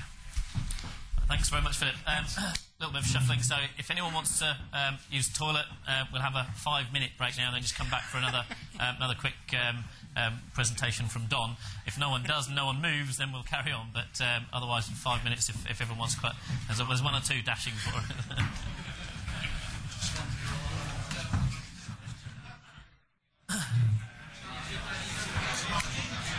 Right, ladies and gentlemen, I think we'll try and draw people together again and make another start. Got another presentation from Don Campbell, who's our territory manager for the east of England, who's been as involved as anyone in these Masstock trials. And Don's going to run through a little bit of sort of how to get the nitrogen on and some of the issues we've hopefully covered and some of the results that we've found. So I'll pass you straight over to Don. Thank you very much. Good afternoon. Everyone hear me okay? Good. Excellent. What I really want to do is just try and draw 1 or 2 things together. Philip put a lot of information in there. James has obviously mentioned a few things about till seeding, but try to pool those together. Really talk about why we're subsoiling and seeding. A few surprises in there probably. How and why we've moved towards nitrogen application. and also give you a bit of costings. I think it's something that everyone's been asking about, so we want to try and put it into context, really. And then just a very brief talk about some of the features on the machines and why we've gone down the route which we have gone down. Well, the first thing I mentioned there was why we're subsoiling. And I bet not many of you expected to see that as top of the list. Reduced weed pressure. I've got 2 very good slides coming up which will let you see exactly what we're talking about and why we've gone the route we have. We're obviously not disturbing the soil between the rows. And again, as I say, the 2 slides will speak volumes. Canopy management, something Philip mentioned and James mentioned. 60% of our yield in our rape plant is coming from the lower third of the plant. So our low seed rates, our wide spacings, are encouraging that plant to branch and tiller, very much like wheat, and that's where our yield is going to come from. Those pods in the lateral branches will not only give us more seed, but bigger seed.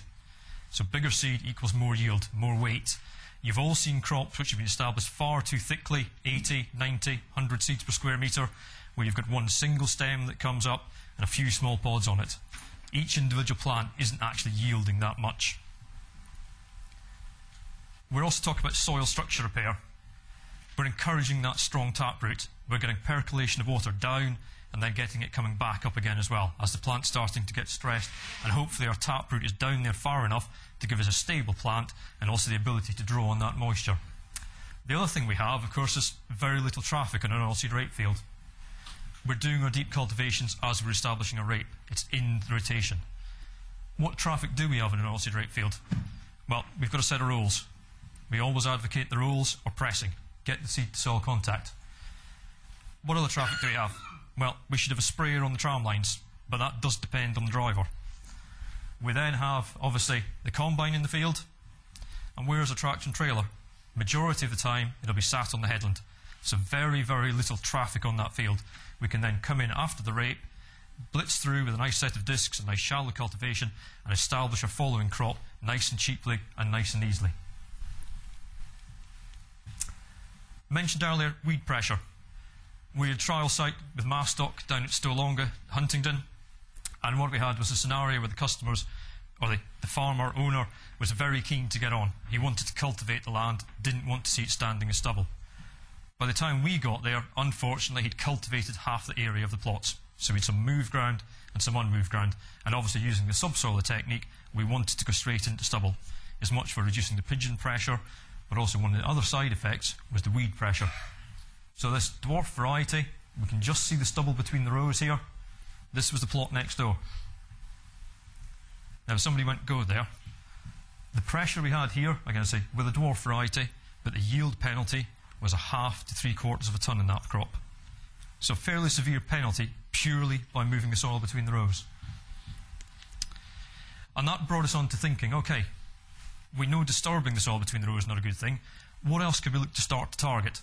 What can we start to put down those bands to increase the efficiency? We're putting the seed there. What else can we target into it?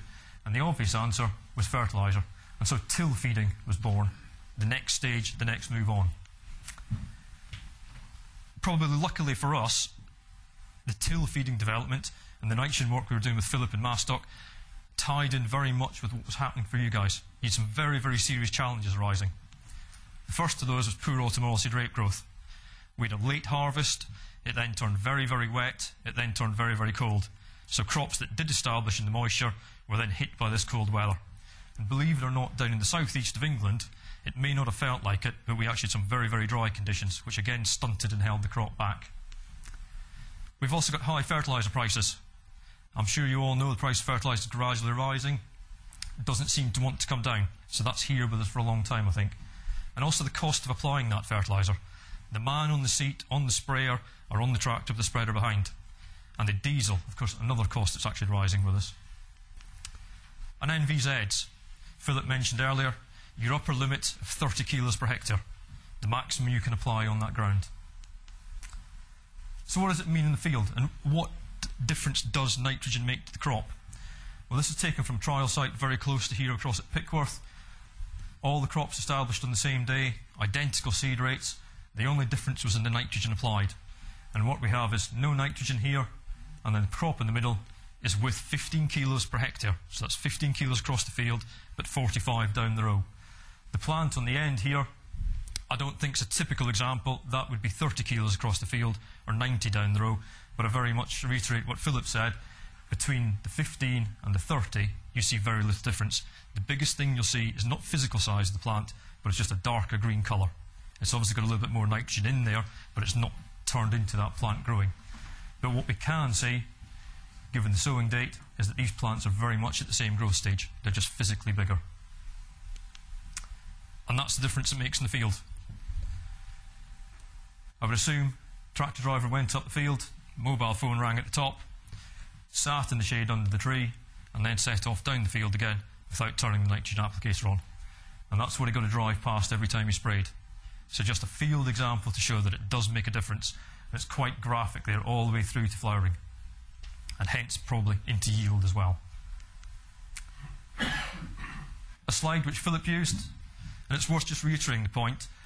Philip spoke about 15 kilos across the whole field. It's a scattergun approach. You've gone out there, spread the fertiliser everywhere. But we're only actually applying the seed in a 6-inch band behind the leg, or in line with the leg. I shouldn't say behind the leg, in line with the leg. We don't need to fertilise in between. Potentially all we're going to have there is weed. Yes, there may be the odd rape plant, but as we've already said, the best rape plants are going to come where that subsoil leg's gone through, where we've got the good taproot. The other thing to bear in mind is that, as Philip mentioned, that plant doesn't go and search for nutrients. So a plant in the middle here is not going to look for nitrogen out through the centre here. It's got to be with the plant and got to be available. So how are we actually achieving this? On the nitrojet unit outside, we've got the subsoiler leg, and we're then using a jet of nitrogen behind the leg, which is spraying into the mix of soil as it comes off the back of the leg. We're then dropping our seed just in front of the packer roller in line with the leg to get that seed to soil contact and now seed to fertiliser contact. A graph you saw earlier, when's that nitrogen needed? When are those nutrients, I shouldn't say nitrogen, when are those nutrients needed? Well, they're very much needed at establishment, and that's exactly when our subsoil is going through the field. So we're applying them at the right time. We settled on the liquid route really as the way we wanted to go, and that was for several reasons. One, of course, is it's available. It's already a liquid. So in a dry summer, where a granule would just sit there and not actually do anything, we've actually got a liquid which is available to the plant. We can apply nitrogen and obviously other nutrients. All these others which Philip said were very, very important, and we can see the timings again here. It may not be at establishment, but just after. So we can very much add those into a mix with liquid. And it very much allows a tailor-made fertiliser. You can specify it almost on a field-by-field basis. We can also use it in bulk. It was something Philip alluded to earlier with the Variocast unit, is how much you physically got to carry around. And the other thing to bear in mind is that liquid fertiliser, to use a colloquial term, is usually a bit of a hotter mix. You've usually got more nitrogen, or the ability to put more nitrogen into that mix. So bulk very much comes into that. If we can carry less of a hotter mix, we can go that bit further, or reduce our filling times. And also the fact you can use 1,000 litre IBCs, these big plastic containers on pallets. And that very much allows you to do it on a field-by-field basis, or for a smaller grower who doesn't necessarily want to have X number of 1,000 litres of fertiliser, he can buy that in his 1,000 litre batches. So that was really how we got to the Nitrojet and what we were starting to achieve with it, what we wanted to see. So we went to cereals last year, having launched a Nitrojet. Quite chuffed myself because I knew that we could save you application costs. It was one man on the seat. We were going to save time and diesel. We knew we could save fertiliser. We were going from 15 kilos across the whole field, or potentially 45 kilos across the whole field, down to 15 kilos down the row to give the same nitrogen rate down the row. And of course you guys all turned up at cereals, looked at this, and what did you ask for? You asked for a yield increase, and probably quite rightly so. And that was the one part last year that we couldn't tell you about at cereals. The data from that obviously came in July, August, September time. But what else? What else do growers want to do? Well, they wanted to grow for yield. Phil had spoken at length at various meetings about the potential of oilseed-rape. I think you mentioned that the genetic potential is up about 11 tonnes per hectare. So we've got a long way to go from our 3.5, 4, which we're achieving at the moment. So can we get towards that yield? And this is very much an on-farm example. One of my colleagues' customers, chap was establishing his rape using a one-pass cultivator and seeder, and also using a Heva subsoiler, seeder and nitrojet. And what he was doing was soil in mins, very similar in the two halves of his farm. I should mention this was based on 400 acres, so 162 hectares, and it was a half-half split. So it's quite a good example for us to use. Same seed variety and same seed rate, getting down to a nice 50 seeds per metre. Sown within a day of each other, so we would assume that ground conditions were very similar. We hadn't lost too much moisture overnight or gained too much moisture overnight. And this is where we start to make some differences. And I'm going to call this as traditional, what he'd always done method, with 30 kilos per hectare of liquid nitrogen applied after sowing. So he's out there with the sprayer applying his 30 kilos. What he actually did with the nitrojet was he dropped that to 20 kilos per hectare. But remember, the 20 kilos per hectare is 60 down the row. So he's actually got a higher concentration of nitrogen where the plant is and where the plant needs it. Of course, as he always should do, he rolled. Keep the moisture there, get the seed to soil contact, and now the seed to fertiliser contact as well. And this is where it starts to get interesting, where we start thinking about what Philip mentioned earlier, grain area index. His grain area index, probably in February, was 0.7 with his one-pass cultivator system. Behind the nitrojet system, 1.2. And that's something that was borne out with Philip's results.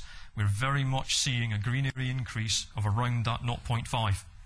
And that 0.5, remember, is 25 kilos of nitrogen in the crop. An additional 25 kilos in the crop that plant has managed to take up and get going with. And what this chap chose to do was, his total N applied on his conventional system, his traditional system, was 220 kilos per hectare, versus his total N applied with the nitrojet system, 185 kilos per hectare. So he chose to save that 35 kilos of nitrogen. He kept it in the barn, used it for something else. So what could you achieve? What could we play with and what could we do, and what return could you possibly get? Well, an application cost saving. And this is based on our 81 hectares, or 200 acres.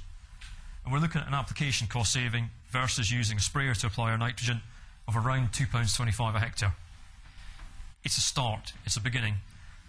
The other figure that's in the background calculation to this is I've actually allowed a £2 per hectare carting charge. Now, in reality, we could probably put that back into the margin here. So we're bringing this up to £4.25 per hectare. We've also got a fertiliser saving. We save 10 kilos in the autumn, we save 25 in the spring, and that adds up to £30.52. So we're starting to get some bigger figures in there, starting to be more worthwhile to do. The next thing which you all asked for, of course, was yield increase.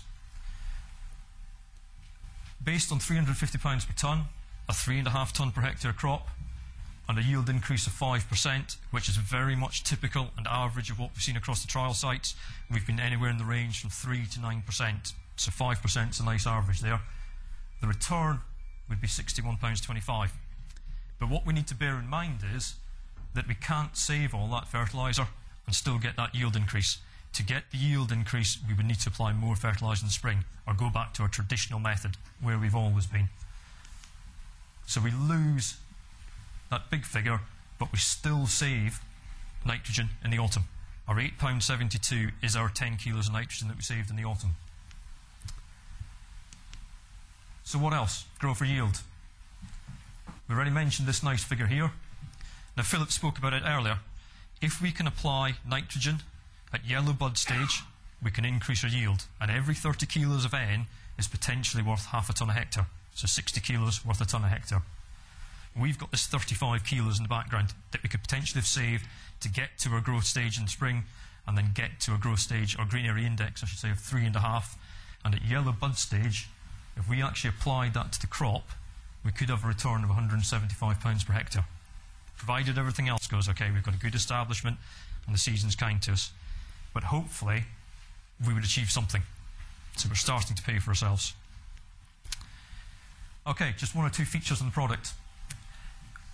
We're using a jet of nitrogen, and that's so we want to get a mix down here, but we can also control the bandwidth. If we're applying our seed to a 4-inch band, we want the 4-inch band of nitrogen. There's also a second very, very good reason for using a jet of nitrogen and not using a dribble bar, and that's the answer. We get a lot of dust, detritus, whatever you want to call it, gathers around the nozzle. It's obviously sticky there. We've got a little bit of misting around it, but what we do have is a clean nozzle. So we're going to keep the spread pattern, keep the application rate, and keep the bandwidth, which is probably more important. We produce a range of integrated machines which fit nicely onto the Hiva subsoilers. We've got a 600 litre tank which ties in nicely with the seeder units, and we're probably looking at an average application rate. If we were somewhere between 60 and 70 litres per hectare, we're looking at a refill probably every 9 or 10 hectares. So we're talking half a day. We're keeping the weight nice and forward, so we can get away with using as small a tractor as we can to pull the subsoiler without actually having to worry about lifting it. We've got that weight right over the lift arms as close as we can. And they're also available for the 4 and 5 metre hydraulic folding subsoilers. Again, keeping the weight nice and far forward. We also have a skid unit, which has a multi-hold base plate down the bottom here, which allows us to bolt that to various other machines. Any of you with a seeder unit will have been supplied with a multi-hold base plate, which allows you to position it as and where you want to position it. Now we've also got a 3-point linkage on there, and that allows us to do one or two things with it, which the next slide will show hopefully. This is using the base plate to mount to another subsoiler. Something quite easily done. The kit will fit on there and pipe to where you want to pipe it. And this is a scenario where the gentleman's using the 3-point linkage, and then he's got a trailed cultivator, and we've got room underneath the drawbar, so we can get height to turn and also swing side to side as we're turning. One thing to look at here is the level of nitrogen in this tank. You can just see the line running across here. And you'll notice the actual tank itself is on an angle. If it's fitted to a subsoiler, every time you lift on the headland, you're going to bring it up to that angle. And that brings us to the next feature that we had to put onto the machine, which is a sump. Now that sump there should always have liquid in it, so our pump's always got something to pump. We're not going to get any cavitation or loss of pressure. Mentioned the pump. We're using a 400 litre per minute pump. It's a hydraulic drive, so we can position it as and where we want to. There's no worry about PTO shafts. As I mentioned, 400 litre per minute capacity. With a 600 litre tank, you're looking at a 1.5, 2 minute turnaround time. Very quick to fill and empty. And that's the other benefit, of course, the ability to empty. Now, we're never going to use this 400 litres per minute when we're actually applying. And the reason we've kept that capacity is to provide agitation back in the tank. Some of the nitrogen in there potentially could be in there for quite a long day, so we can keep it mixing and stirring. Any settlement's going to be taken out of the equation. And we require a very, very low oil rate for that, so the tractor's not working any harder. The control unit, a nice simple RDS unit, which most of us will be familiar with. It gives us a very simple flow rate readout. It gives us the ability to, on the move, adjust the flow rate, and also counts hectares covered, volume used, all the features you would expect. Now, something we feel is very, very important is to use a true and accurate ground speed measurement. So we've got the option of either using a radar unit or the land wheel, which will give us a true forward speed. It is possible to use GPS-based systems, but the one thing I would say is if you're going to use a GPS-based system, it needs to take account of slopes. If you're working on a slope, you won't get a true forward speed unless your GPS, a lot of the second generation Firestars will allow you to do that. They'll take account of the fact you're going uphill. The second option is obviously granular fertiliser, which has the stainless steel silver chassis unit here for corrosion resistance. It'll do almost exactly the same job with the granular fertiliser. But obviously bulk, as Philip alluded to, becomes an issue then. So to summarise, we're trying to reduce costs. It's one man on the seat. It's one operation. It's giving you the opportunity also to have that man doing something else. He could be out rolling, cultivating, pulling a trailer next to the combine. We've got versatility. We can mount it very much as and where we want to mount it. Behind the cultivator, on top of a cultivator, in front of a cultivator. We've got accurate application, and that's coming from a ground speed and the control system which we're using. And we're applying it where and when it's needed. It's with the seed. That seed and those roots aren't going to travel to the fertiliser. We need to bring the fertiliser to the crop. And it's available to the plant. That's something that's very, very important. And actually a lot of the trials work we're seeing is the actual germination and the establishment percentage is starting to rise. Now, whether that's down to the fact it's got nitrogen there and the plant's up and away, or if it's the moisture that's helping the seed coats crack, I don't know. And hopefully we're improving establishment, we're improving that growth, and at the end of the day, what we all want, we're improving yield. But the other thing we're hoping to try and give you is an insurance policy. If we've got a bad year, we can then get that crop up and away. Cold, dry, whatever. And what we're also trying to give you with the nitrogen management side and what we can save and what we can bring into the next year is give you, the grower, a choice in managing the crop. You can decide whether to go for yield. You can decide whether to save fertiliser. It depends on your costings, how you want to do it, really. Okay, there is a unit outside which will run through obviously more of the spec. Feel free to ask my colleagues or any of my colleagues anything about the units. But really from myself, done. Any specific questions? Yes, sir. You're using probably a 1 or a 1.5 spray nozzle, aren't you? They are custom made to give us the band and the application rate. Yeah.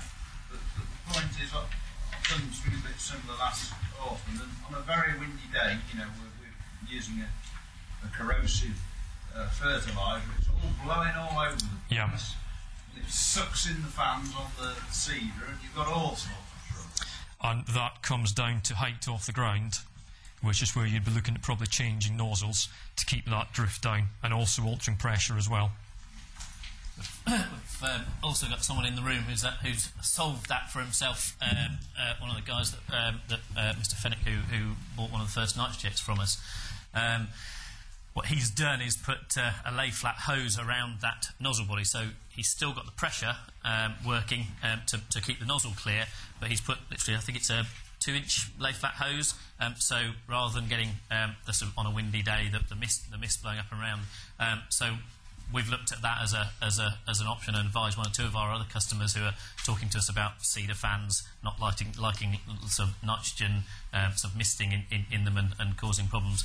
But that's solved a lot of those problems as well. So it may well be that in some scenarios, depending on where exactly the nozzle's placed on the machine, people use just a straight nozzle, but a lay flat hose behind it, and we're still getting our dribble band of 3-4 inches wide down on the ground, but it's preventing it from misting and blowing around the whole machine. So combination of as Don said, height of the nozzle and potentially solving it with lay flat hose round it if it is a problem, particularly when the seed is in very close proximity to where the liquid nitrogen is coming out, which we've seen. Okay. What sort of pressure are you running at when it comes out of the nozzle? Which is where I swiftly hand over to Scruffy in the back corner. The machine runs on this adaptable rate, so it will adjust pressure to make sure it is the rate according to your speed. But you generally run it at about 3 bar until it's down straight. You could nearly try air induction nozzles. And we haven't gone that. I found it, but at an angle, a much bigger nozzle at an angle, much lower pressure. It's pretty well stopped. So larger droplets, effectively. Okay. So there's a number of ways round. I'm sure whatever the technique will evolve because of the practicalities we find solution for as we go along. Does that answer the question well enough? Your skid unit, you mount front linkage pipe to the back. Yes, there is actually. It's one unit I didn't mention there. There is a front tank unit as well. Yeah. And I'm thinking of multi-use of the same machine for potato planting using liquid fertiliser. Would be able to do that as well. There is the potential to do that. Yeah. Yes. I don't know. Can our the RDS valve cope with much higher liquid rates through it? Yeah, we could. It's sort of limiting factor is really the nozzles. Yeah. So I think I'm right in saying there's a cartridge, isn't there, where if you're working between certain rates, you use one type of so basically valve on the unit, and you can then go up to the other type if you're wanting to use it for potato fertiliser or whatever as well. Any more questions for any more? I think you can just about smell some food, so hopefully we're not too far off that. What we'll do in a minute is to move the screen out of the way and let everyone through and out the food. Obviously there's plenty of seats and so on outside and at the far end. All that remains really to say is thank you very much for coming to everybody. There's some literature and so on the table as you came in, and obviously the machine outside. We appreciate you coming both for the little bits of feedback we get, because I say the whole idea has really come from farmers and talking to farmers and people saying, I'd like to be able to do this. So that's as much of a benefit to us as hopefully some of the information we've been able to impart as well. So thank you all very much for coming, and hopefully have a good bit of food, and we wish you a safe trip home. Thank you. Thank you.